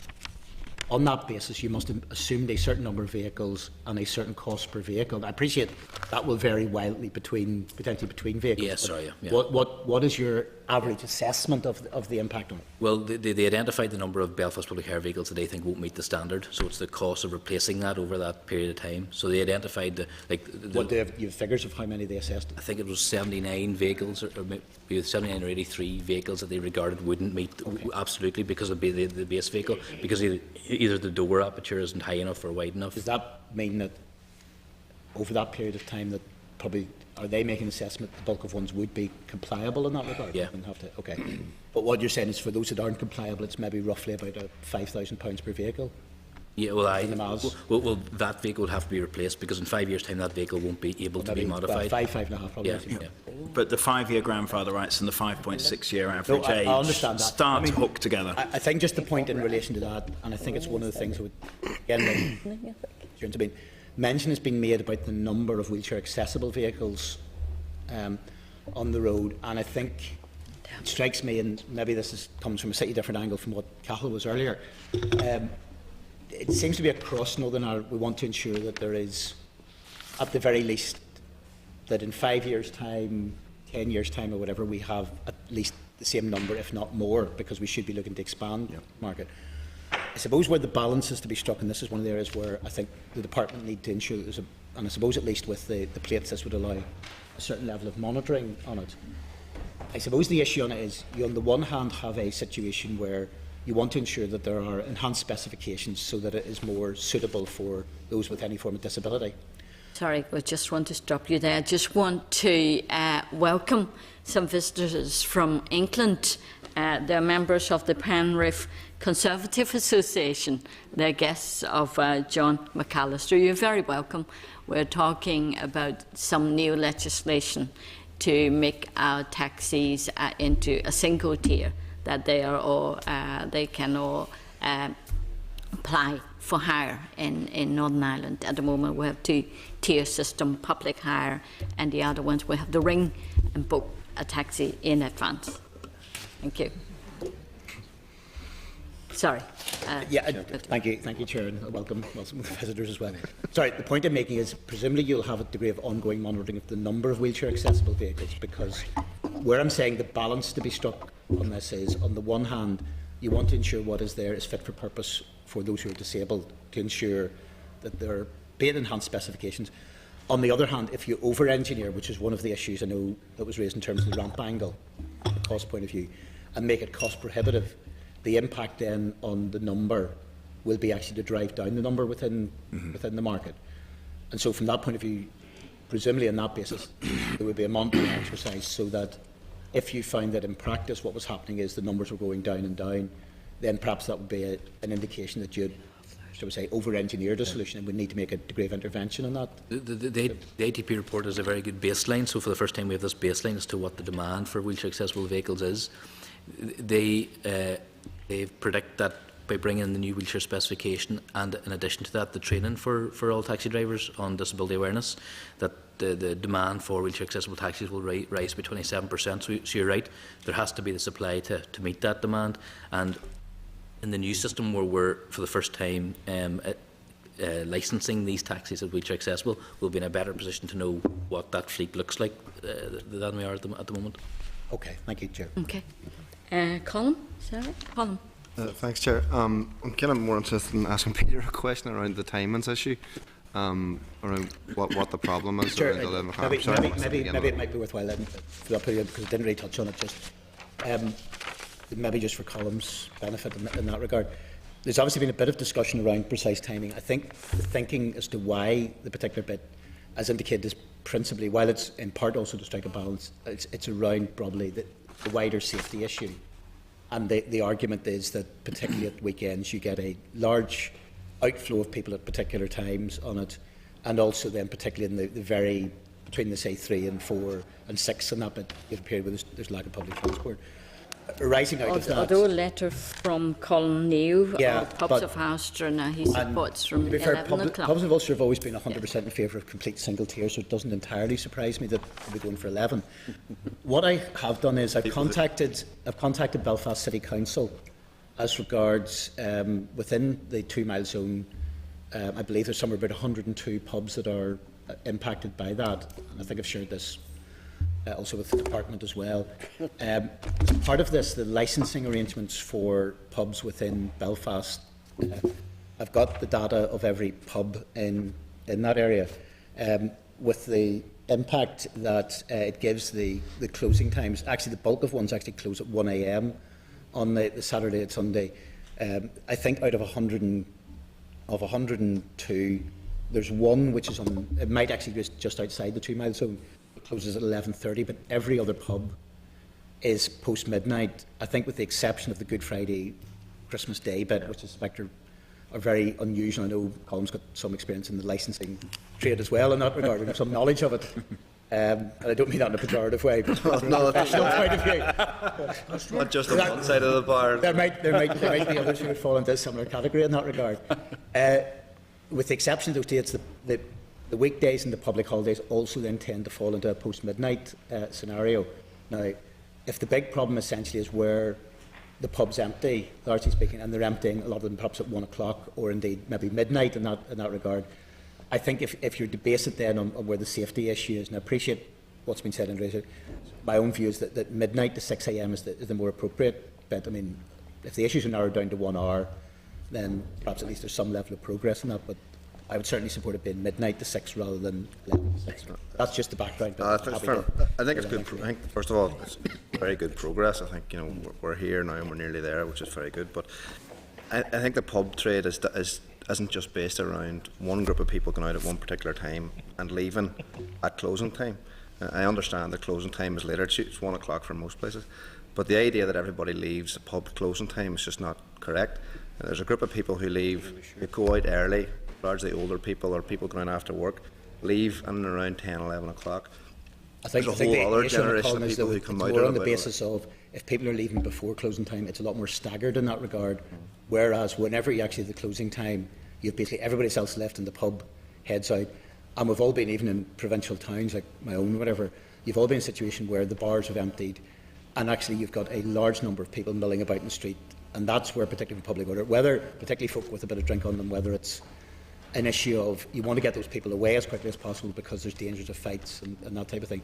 If people are exiting on a more staggered basis because it's earlier on, slightly earlier on in the evening, it's not the same glut of people. That's the point. No, I get that, but there's nearly two different types of market. There's an older generation who go out earlier and go home earlier, usually around 11 o'clock. I think would be around that time, and then after that, you have a lot more younger people who might have had a feed of drink in the house or something first, and then go out and around 11, half 11, and stay until closing time. So I just think that we need to be careful not to assume that closing time is the kind of the cut-off point where people actually go home. It's actually much more complicated than that. But I'm not going to die in a ditch over an hour. But I think 11 o'clock's a bit more sensible. Yeah. I would be in that category, leaving before 11. Yes. Depends what time you start. You're home in your bed. You'd be in bed at 11. Yeah. I think, Chair, you, me and the rest of the committee, if we were people that we were leaving at 11, we're probably unlikely the sort of folk that would start a fight in the street. A lot more passive, whatever. Unless the issue of taxes. Okay. No more questions. What we can do is we can. There's one SL is on the accessibility regulations. We wait until we have the meeting with disabilities, but the other SLs we certainly can go through it today. Well, Chair, I would suggest just in relation to that specifically, because I think it is the one issue that we ask the department for potentially pass the SL1 to reconsider the 11 p.m. 11 a.m. Well, 11 a.m. Yeah, it's very much a Freudian slip on that sort of thing. You're almost getting away with that inside the back door. We ask him to reconsider the midnight bit, and if that was the case, from that point of view, I wouldn't want to, because it's a relatively net issue, want to obstruct in terms of timing. If that was reconsidered, and for example, even if we had a brief meeting on Tuesday, on that basis on it. Well, I mean, is there a clear view from the committee members around the table what that time should be? The department would welcome that understanding before being asked to come back. I appreciate it might be more of a majority position, but I would propose midnight. I'll support. Well, I would oppose it, Chair, just for the reasons I've outlined. I know a wee bit about this stuff, and I think the position is a much more sensible one around 11 o'clock. Yeah. Cahill? Midnight, Chair. I mean, I've had this discussion already with you, and I think midnight's more appropriate. So I'll be supporting Peter's proposal. Well, I would be in favour of 11 o'clock. It looks like just you and me, Colin. Oh, hopefully. No, but Alden's over I'm there in going the to corner. support Colin this First time for everything. If the views that Peter and Cahill have expressed are the views of their party colleagues, there would be a clear majority in favour of Well, let's just midnight. we'll decide that. I don't care. Maybe we'll we'll have put a it to a vote then. So Right, put we'll it to do vote, yeah. we'll do that then. Or we'll do it now then. There's a In proposal terms before of you. the There's a then, proposal there.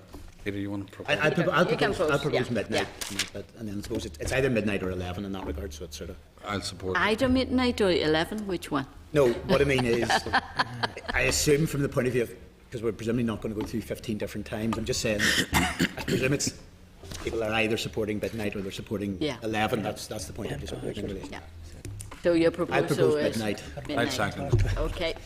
Okay. Those who are in favour, place your hands up, please. Okay.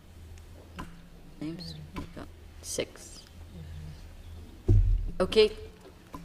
In which case, I have authority to say the department is content to amend that starting time to. You may find in law, if Peter can bear it, it'll be 23:59 because legal draftsmen have a problem with midnight and which day it is. Okay. and We'll have a stopwatch then. 1 minute From a to. procedural point of view then, in terms of that SL1, do we need then just to bring that back to that? There are no deliberately no times in the SL1. I'm happy that the committee minutes record And that will be reflected in the the department second has reflected, and the regulations, I can assure you, will reflect. As I say, it may be 23:59 just because of this. Which day is midnight in? A lot of reflection Okay. needed there. Yes.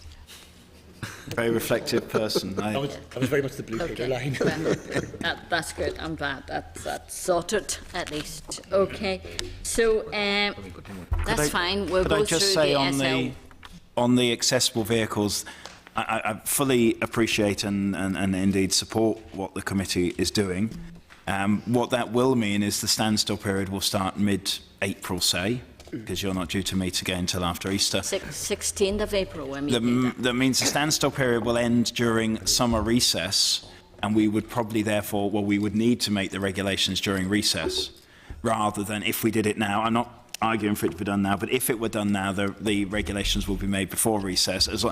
The department will listen absolutely to what Disability Action and IMTAC say, and see if any amendments are needed. And we're happy to come up and talk before the regulations are made, but the mechanics of the timetable will mean that those regulations will be made in recess. Yeah. Well, would members be happy if we have just a short, quick meeting next Tuesday, rather than leave it until after Easter? Sure, I think from that point of view, I don't think it makes a ton of difference, but I would prefer just do the Easter one to get. I mean, I think it's important we just get this right. If the regulations come in during the summer recess, and the regulations obviously by definition, because of disability cleared them, there shouldn't be any particular competition on that basis on it. And you know, the effective date would be. It'd be on the back of us signing off on SL1 anyway, so there wouldn't be any particular problem on that. And it could still hit the September date. The regulations will be effective from a date towards the end of Yeah, September, but they would be made and laid in the during on the basis, during the basis summer. of it being Yeah. on the back of an SL1, which we've agreed, I don't see that there'd be a problem with that. Okay. So Right, you're thank you very content with much. that. Okay. Another milestone. Thank Thank you. Okay, thank you. So, members, if I could read you then the SL1, that's item 17 on page 226.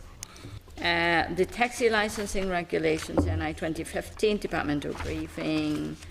Then the RU is subject to the negative resolution, and the department hopes that it will be in operation from 29th July 2015, September. I think the Yeah. SO1s say 29th of June 2015 or as soon as possible thereafter, but I've indicated Yeah. I can't see. We're going to work hard to get September. Okay. So just want to ask members, are you content for the department to proceed with laying the roof. Content. Subject to The agreed amended time. But it's subject to the subject to just what we passed, what we approved, the amended time from 11 to 12 or 11:59.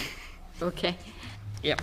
Then the next one is another SL1, and that's at page 235, members. That's the Taxi Operators Licensing Amendment Regulations, NI 2015.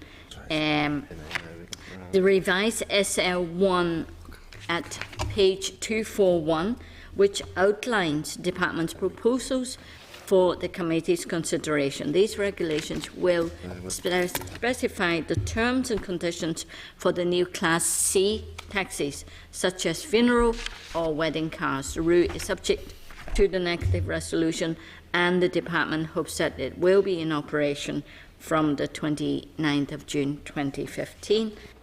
Officials have already briefed the committee on the revised proposals.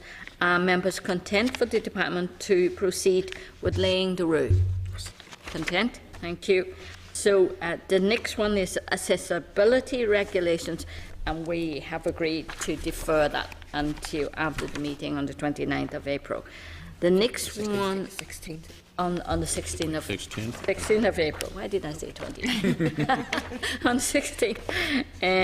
Next SL1 is the local. That's us too. No, that's not. Yes, that's we're us. finished with it. But we're finished now with the taxis. So okay. Thank Happy you very enough? much indeed, Chair. Thank Yes. you, Committee. We'll see you soon then I'm again. sure we will. Okay. Thank you. Is progress made? Yeah.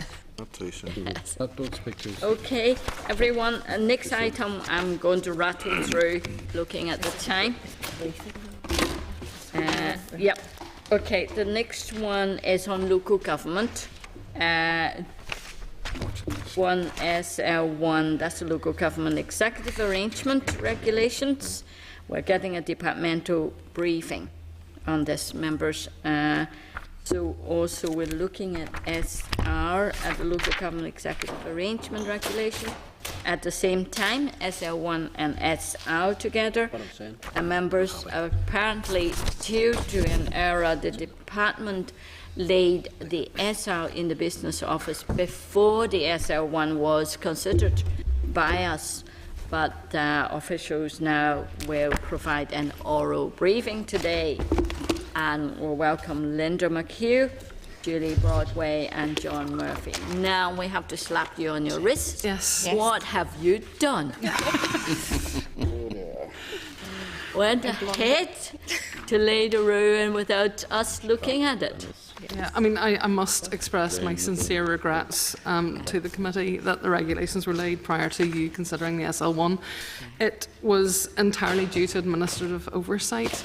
Because you have such a big raft of legislation. I know, and I want to reassure the committee that all the staff have been reminded that we have to ensure that we have the SL1 considered by you before we lay any regulations. And I mean, we will also undertake that if after this briefing the committee has any serious concerns about the regulations, that we would take those back to the Minister and ask him to consider either revising or revoking the regulations to take account of your concerns. Yeah. Members, you have two papers there, page 255 and page 261 is the SR. Okay, the SL is 255. Okay. So you want to proceed to give us a briefing on this? Yes, Linda? I'm going to ask my colleague, John Murphy, who's done all the work on this, to actually do the detailed briefing. Okay. The committee will recall that the Local Government Act No. 2014 makes provision for a council to adopt executive arrangements as its form of governance, and there are certain aspects of those arrangements are provided in the Act itself and provide that a broad, high-level framework. The regulations then provide sort of the detail of that on sort of four main areas. First area is sort of it specifies those functions that cannot be discharged by an executive. Some of them are specified in the Act in terms of the likes of an executive can't determine the rates of allowances that are payable to councillors, and things like that. But this is then also saying that an executive can't be responsible for taking decisions on regulatory or quasi-judicial functions. That's largely because those functions, by and large, the decisions on those will have a separate specified appeals mechanism. So it wouldn't be appropriate for those then to be subject to the overview and scrutiny arrangements that always will go alongside the executive arrangements. There are also some decisions that we've specified that where, again, it wouldn't be appropriate for an overview and scrutiny committee, that it's more appropriate for the council as a body corporate. So the likes of sort of electing aldermen, appointing members to PCSPs, etc. So we've gone through and tried to sort of identify those issues that were, as I said, wouldn't be appropriate for the executive to be making the decision. The schedules to the regulations also then specify those where it would be a matter for the council to determine the split between, in terms of some decision or part of a decision being taken by the executive, for then the council to sort of finalise that. For example, the community plan, that if a council is operating executive arrangements and and its responsibility for delivering the services, it may take the lead in the community planning process.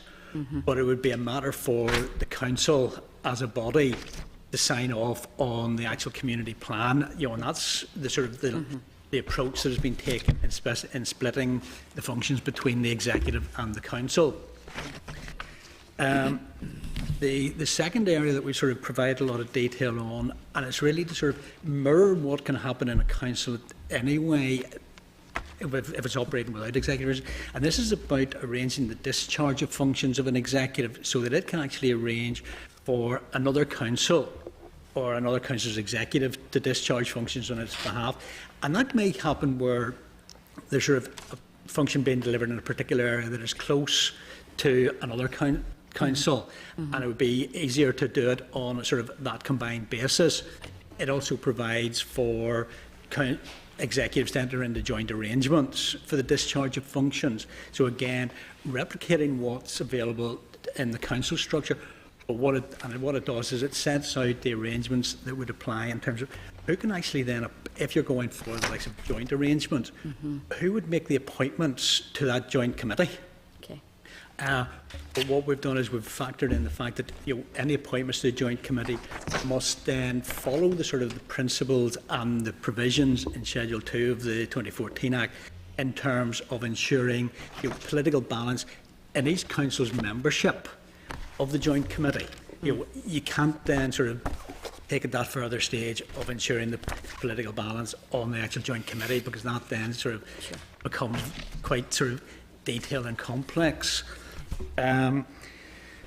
We've also then specified matters that council or members of an overview and scrutiny committee or the council can't refer to an overview and scrutiny committee for consideration.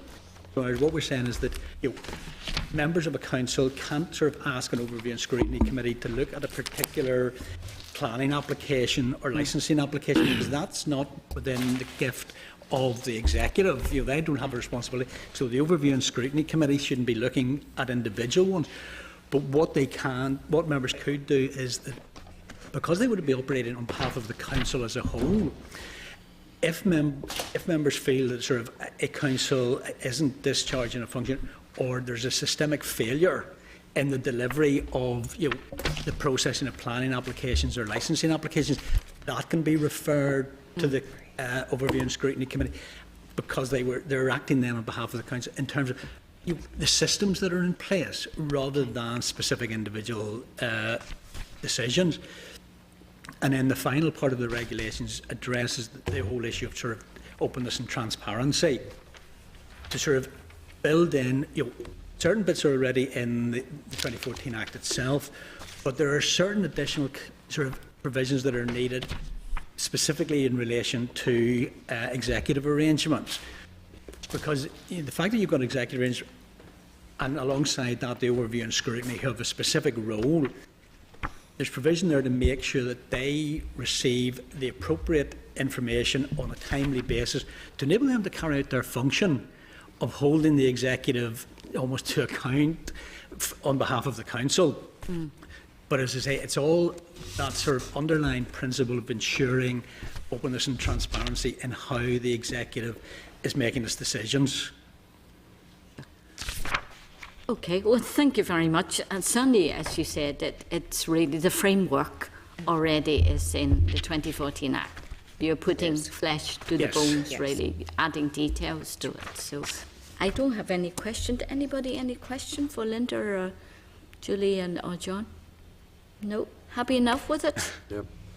Thank you. And once again, sincere apologies. We certainly didn't intend to cut the committee out of an You should important have stage. come to us. That would have gone very quickly without any problem. You know, if you had come for the SL1. No problem. Okay. Thank you very much. Okay. Thank you. All the best. Yep. Okay, Members, the rule is subject to the negative resolution procedure and will come into operation on 1st of April 2015. The examiner has not yet commented on the rule. So if members are content, then I put the question formally then on the statutory rule, members. I read it into the record that the Committee for the Environment has considered SR 2015/44, the Local Government Executive Arrangements Regulations NI 2015, and subject to the report of the Examiner of Statutory Rules, has no objection to the rule. Are members agreed? Agreed. Thank you. The next one is an SR, members. Item 22 in our agenda, page 294. That's the planning control of advertisement regulations. The purpose of the rule is to replace with amendments the planning control of advertisement Northern Ireland Regulations 1992. These regulations provide a self-contained set of procedures relating to the display of advertisement in Northern Ireland. We look at the SL1 for this rule at our meeting on the 11th of December last year, and at that time we were content for the department to make the rule.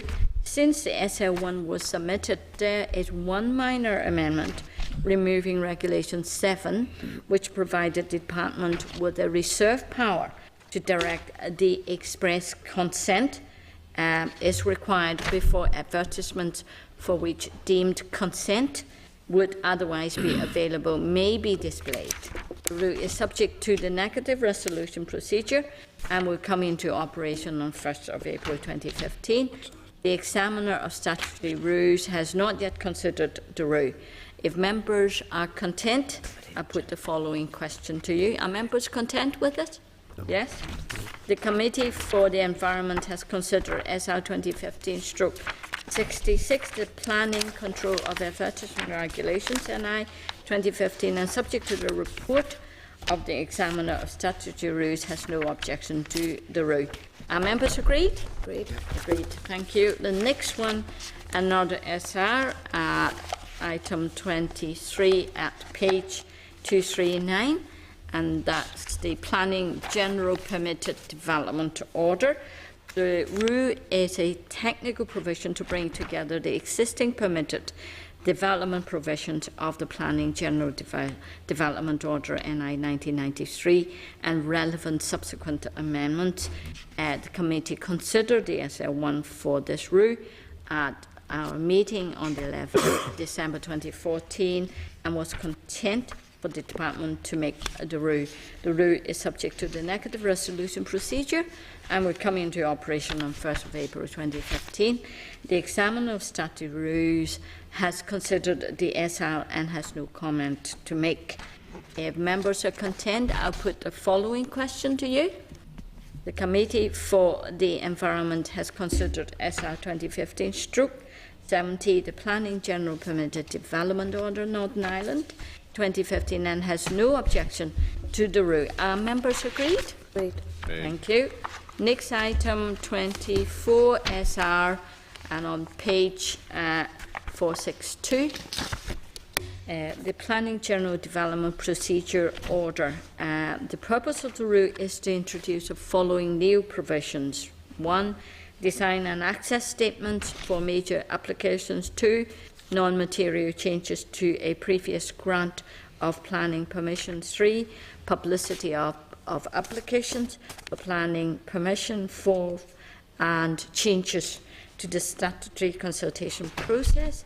The committee considered the SL1 for this rule at our meeting on the 27th November last year, and we were content for the department to make the rule. There have been no changes to the policy content since the SL1, but Article 8 relating to notice of applications for planning permission and appeals has been amended to clarify the publicity requirements connected with planning appeals, appeal against enforcement notices, and appeals against listed building enforcement notices.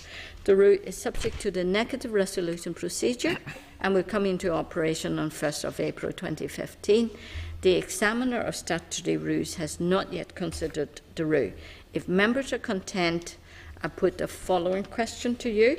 The Committee for the Environment has considered SR 2015/72, the Planning General Development Procedure Order Northern Ireland 2015, and subject to the report of the Examiner of Statutory Rules, has no objection to the rule.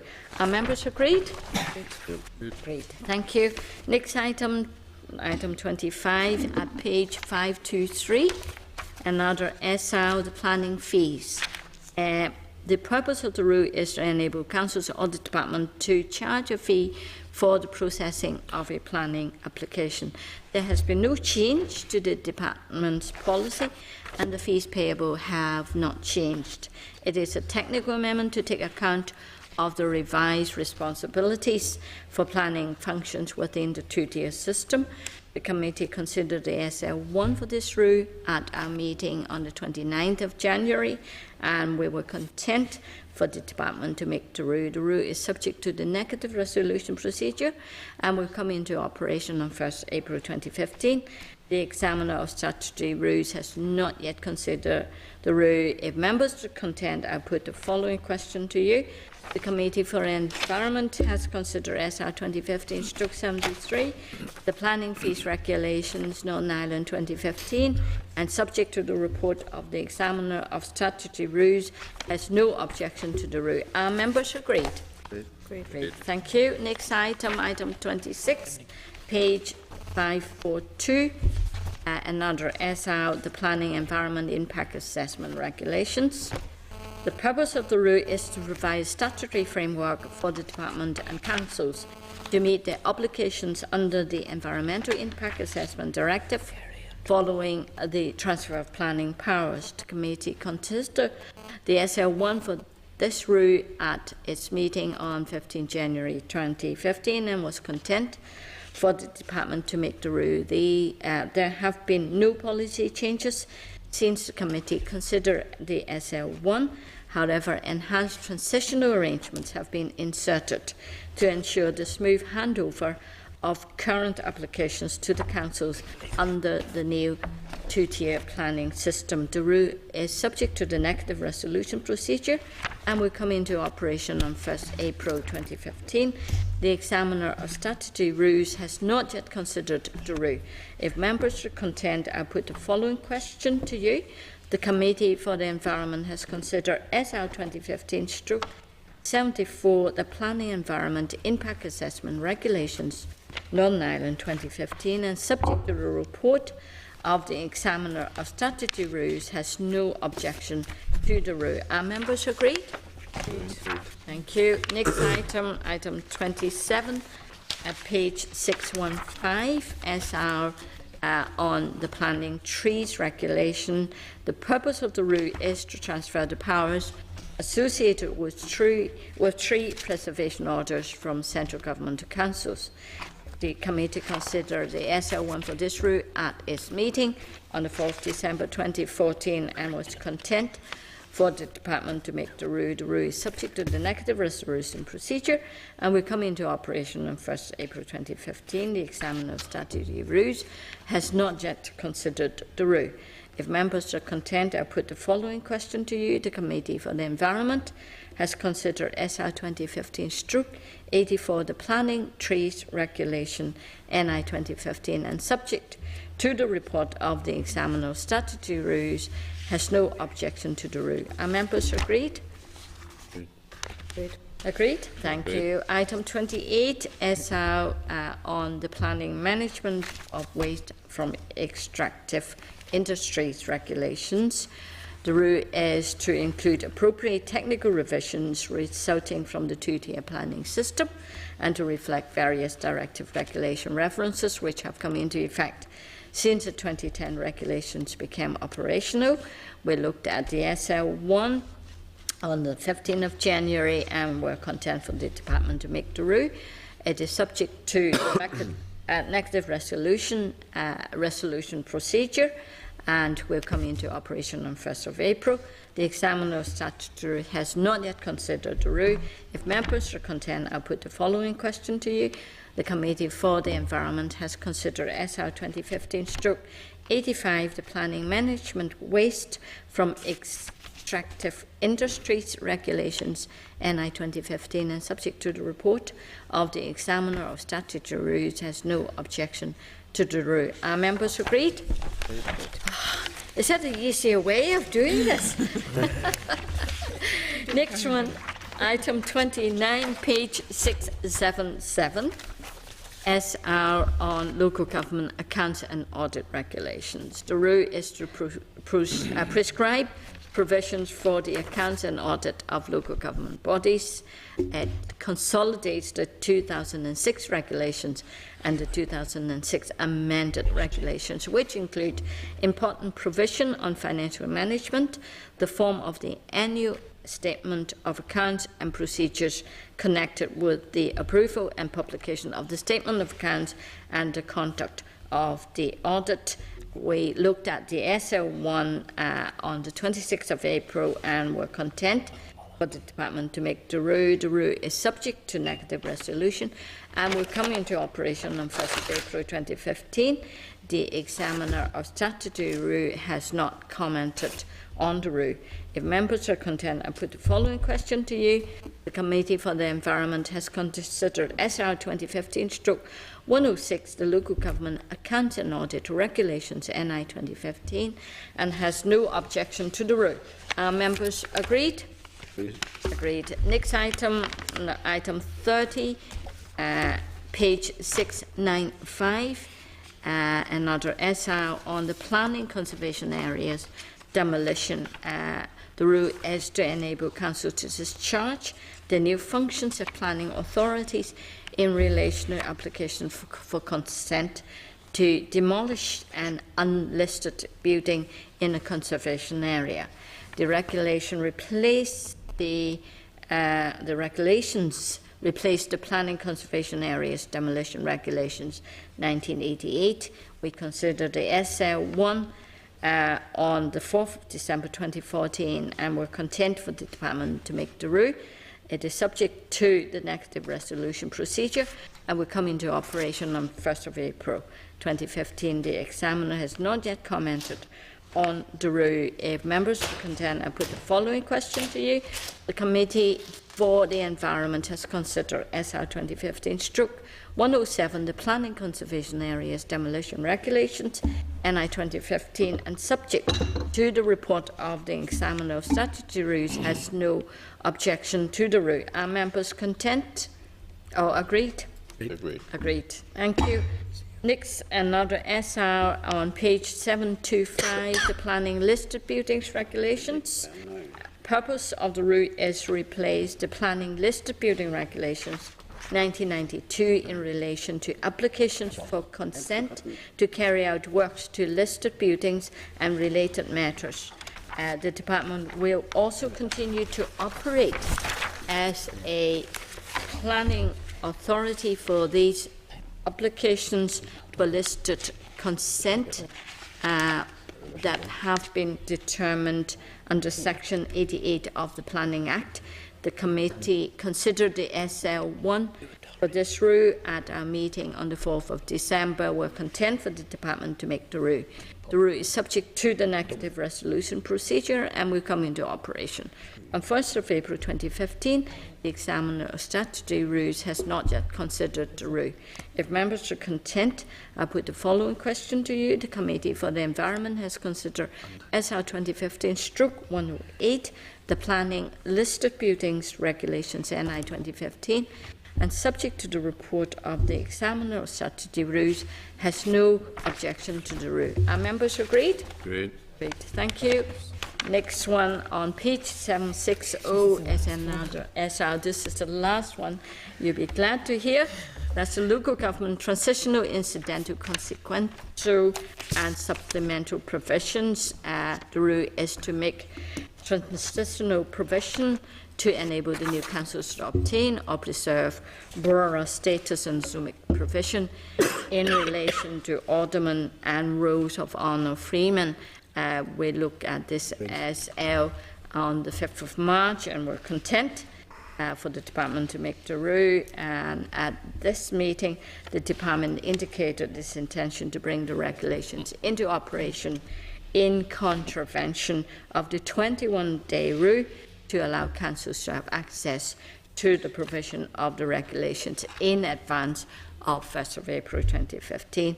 The rule is subject to the negative resolution procedure and will come into operation on 1st of April 2015.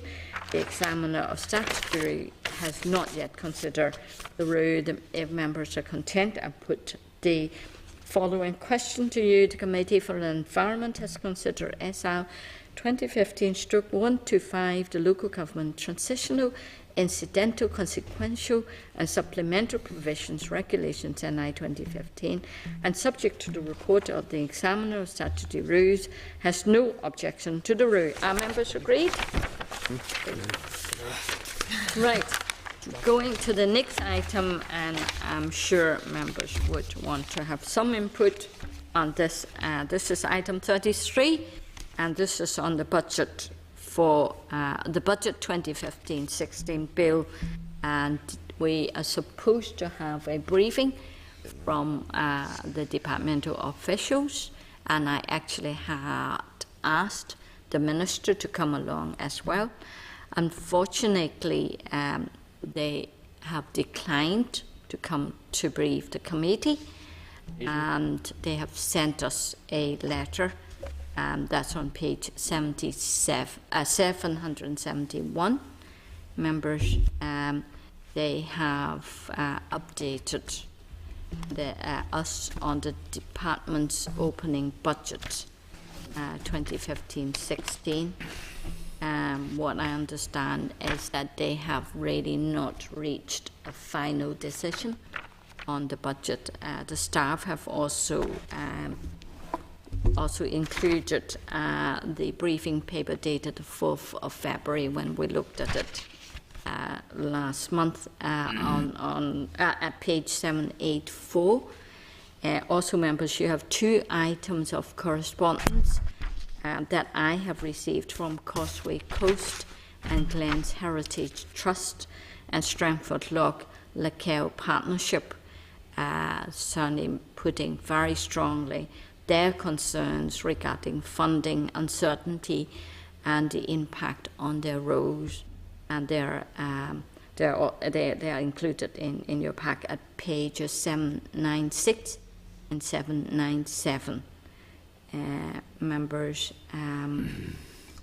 so certainly it is very disappointing they couldn't come to the department, and I must say, in other departments like the Committee for Employment and Learning, we had the minister with us on several occasions now to talk to us about the budget, as close as just this week. And I can't understand why the department is dragging their feet, or the minister is dragging his feet in finalising the budget. The voluntary organisations, which members, if you recall, are put on this on this list of not having funding to continue with their work, are obviously very concerned and not knowing where they're coming or going with only 2 weeks to go. And the fact that, you know, one letter highlight that for £1 they receive from the department, you know, they can lever in from other sources like EU, like lottery funding. They can lever in an extra £4. So, and their work is vital. They are carrying out this duty of the department. And, you know, without them, we are really going to see certainly a lot of very good environmental work being, you know, all the work that we've done being wasted, and also who's going to look after in our environment. And this is really getting, I think, quite serious. And really, I just could not stress more my disappointment that no one is prepared to come to the committee to talk to us, even to tell us they haven't been able to finalise it, and what are the reasons. Vice Chair Pam? Yeah. Just to say, I completely agree with your comments. It's very disappointing that nobody from the department is here to you know, give us any kind of briefing on the budget, and it's very, very difficult, obviously, for these groups to manage themselves and continue the good work that they're doing if, you know, they don't know what their financial position is either. So I just fully agree with your comments. It's very disappointing. Yes. And in fact, when we realised you were only going to send us a paper, you know, I asked Sheila to actually phone them and insisted we wanted someone to come and talk to us, give us a rationale for still why they haven't finalised it. They said no. Chair, on behalf of our group, we want to agree with your sentiments and agree with the Vice Chair's sentiments that it's not acceptable practice. No, absolutely not. Colin? Yeah. Chair, you know, I support that once they have the final position, someone should be here to explain it. But just to remind everybody in this room, that this is a result of a budget that people in this room voted for. I didn't vote for, and I think people need to remember why these groups are losing their money, why they're losing their funding, because the department has lost more of its budget than virtually every other department. Oh yes, there was. Aside from your own, the department is supposed to be about skills, given the fact that we're supposed to be all about increasing the economy, but we cut the only department that is there to try and help with that in terms of skills, and we cut this department as well. So, you know, people need to remember, whatever people come in here, and I think you're right, people, they need to come here to explain the position. There's a reason for these budget cuts, and it's the budget that we passed in this House not that long ago. Yes. And could I just say, Chair, I used the phrase brutal to describe the budget allocation. I don't resile from that rather colourful description, but because it's accurate, and we'll see the consequences of this in due course. And sadly, responsibility of those parties that supported the budget, we find ourselves in this position. Chair. Sure. I think there's a bit rich coming from those who have gone out of their way to bring this whole assembly down by refusing to go for welfare reform after agreeing to it at the Stormont House agreement, and then coming in here and saying, oh no, we didn't agree to that. I mean, this is a bit rich. Now, let's get real here, and let's get into the real world. And yes, the block grant has been lessened by the government in London, and that's not something that we have a lot of control over here. One party did go into a coalition with them, and they got their fingers badly burned, and then they walked away from it. But let's be very clear here what's going on. And quite frankly, there's two parties, Sinn Féin and the SDLP, need to stand up and start to act responsibly, and not the irresponsible stuff that we got in this assembly just a week or 10. We have a crisis here, and it's all been manufactured by the SDLP and Sinn Féin because they welched on a deal that they had signed up to in the Stormont House agreement. And then they decide, Oh no, we walk away from it. Okay, Sure, people well, do that. yeah, We're well, always going. well, we are where we are now. Chair, this doesn't take away. It doesn't take away from the fact that this committee has a work to do, Yes, and yes, we're where we whatever are. the budget that has been agreed in this assembly, it has to be managed. Yes. And that is why we would expect to see. And without the Ministers, budget, officials. we can't go on. So that's a fact. Can't. Yeah, thanks, Sharon. That's the point I was going to make, because Yes. you didn't ding dong who done what. Yes, Right? yeah, We have a it's not scrutiny good. role here in this committee. Yes. We have a scrutiny role, scrutinise the department. It should be a responsibility to bring it here and let's see. And we can get into the ding dong, because I mean, at the end of the day, it's up to the minister to prioritise his budget. And I'd like to ask him what's his priorities. And So, yes, well, I what I mean, acknowledge. You and were there. Look, you were there a couple of days yourself, so don't worry about yeah, the debate yeah. and things. So, I acknowledge But let's go back to let's go back to the real role, the scrutiny role of this committee. Yes, That's yes. what it's about. But I think we have to also acknowledge that they have a very large cut. They suffer the biggest cut. You know, out of all the departments, it is a difficult job. They have to balance the books. So, but we are where we are, as I said. There are 2 weeks to go. They need to let us know, you know, where their priorities are, you know, and about the organisations, how funding positions it. Now, members, if you look at the last paragraph, that maybe would address to some extent the concerns and the uncertainties for the voluntary sector. What is that? Right. Yes, the last paragraph says, once final decisions are taken on planned grant allocations and contract expenditures next year, we will formally notify all the organisations and individuals affected, providing 3 months' notice of determination or reduction of funding where appropriate. Information on the organisation affected will be provided to the committee. So we'll formally notify all the individual affected, providing 3 months' notice of termination. So at least organisations will get 3 months' notice. Is that right? Where appropriate. 3 months' notice of determination or reduction of funding. Okay.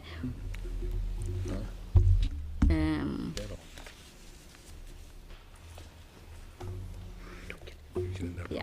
Well, only those. Does that mean only those who are going to be terminated? No. Yes. Not sure what else.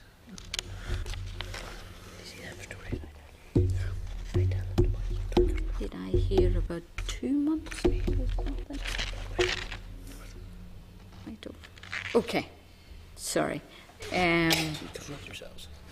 We need to ask then, taken on the plan, formally notified.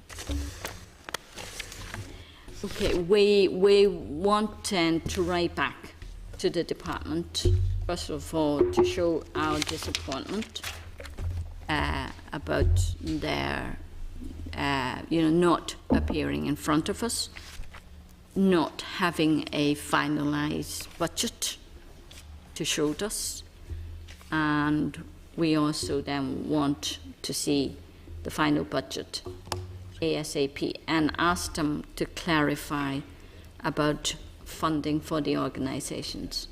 And last time, I certainly remember Leo O'Reilly saying that they are going to look at the carrier bag levy, how they can maybe reconfigure it, the spread of funding there, and see how they can maybe ease that to ease the pressure, take some money out to ease the pressure on the list of organisations they said they have the money to fund.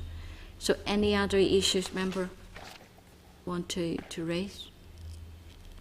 Sure, I mean, the only suppose the issues we can get a wee bit of clarity around what assumptions they're making in terms of the budget bit on voluntary redundancy as well. That seemed to be a little bit of a movable feast as well, no? Yes, yes. How many indications they have got in terms of? I suppose a combination of that. Now, I was at a slight degree of concern, maybe it was unfounded in that regard, in terms of what assessment they've done in terms of their calculation on how much they'd save per redundancy. It seemed a bit on the low figure because it seemed to be below what the average was for the department. Okay. And maybe there's good reason for that, but I suppose just to get a wee bit of clarity, neutral terms on it, to get a bit of clarity of where they are around that and how that feeds into the overall budget situation. Yeah, okay. Well, we need to know definitely when they're going to produce the final budget and when they're going to let these organisations know. Yeah. And maybe we should send the letters from the two organisations to the department as well. Members content with that? Great. So, yeah, that's what it is. Then, members' correspondence. There's a cover note on page 898. Members, are you content content with the suggested actions? Great. The cover note.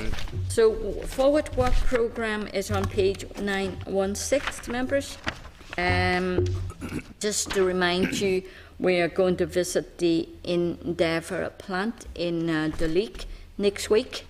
So in your table pack, page 6, there is the agenda. The bus is leaving Stormont East Door at 8:30. And we will also pick up members in Newry, the B&Q car park. Okay. So we would really appreciate if members now can indicate who's going and where they want to be picked up. Okay. Oh, So no, sorry, Peter, Chair, that's right, no, I'm just indicating for sort of putting an apology in for next week in connection with. So in that sense, outside of you arriving at my front door on it, I'm not. But also just here we've also got a message there. I know somewhat belated for me and McRae putting an apology in for today. So if that. Okay. That belatedly can be noticed, so it could be on That's there. right. And that also timed We'll off record today. that. To be fair, I had contacts a while ago, but Yeah. post the apology. Okay. So who are going from Stormont? Ian, we're going to. Let us know. Okay. Oh, So sure. before Ian Millen, He's going past me, it. Stay away, someone here. I mean, Alban, take a look and round to Derry. Need a big column up. Carol's going to give you a Newry. right. Are you going? Right? B&Q, the B&Q car park. No, there's no shopping now, sir. No, the B&Q. The lift to, Newry, yeah, lift. It was at the other one we No, wanted. no, I'm going to. You're on the bus, that's okay. Here. B&Q, yeah. To, Okay. Okay. So, Colm, you're not coming I'll get back to you. from Derry? Okay. Discriminated against again. Okay, right, okay. Now, just also to You're not going, probably, if I heard that. All right. okay. Just also to remind members, we're going to have lunch with Sheila. This is Sheila's final formal regular meeting, but she's coming with us next week to the visit. So for those who are not going to visit, you have to say goodbye to Sheila. You're going too far. Okay. Lunch more or less now, or what? Yes. Lunch is booked for 12:30. I said we're maybe 5 minutes late. okay. Okay. In the members' dining room. Members' dining room. Will be 9 of us. Okay. 9 of us all going. See you there in a Yeah. few minutes. Yeah. See you there in a minute. And then next meeting is down south, and then the following meeting is going to be Thursday, the 16th of April. Okay. Okay. See you later. All right, see you Members' later. dining room. Yeah. 5 minutes.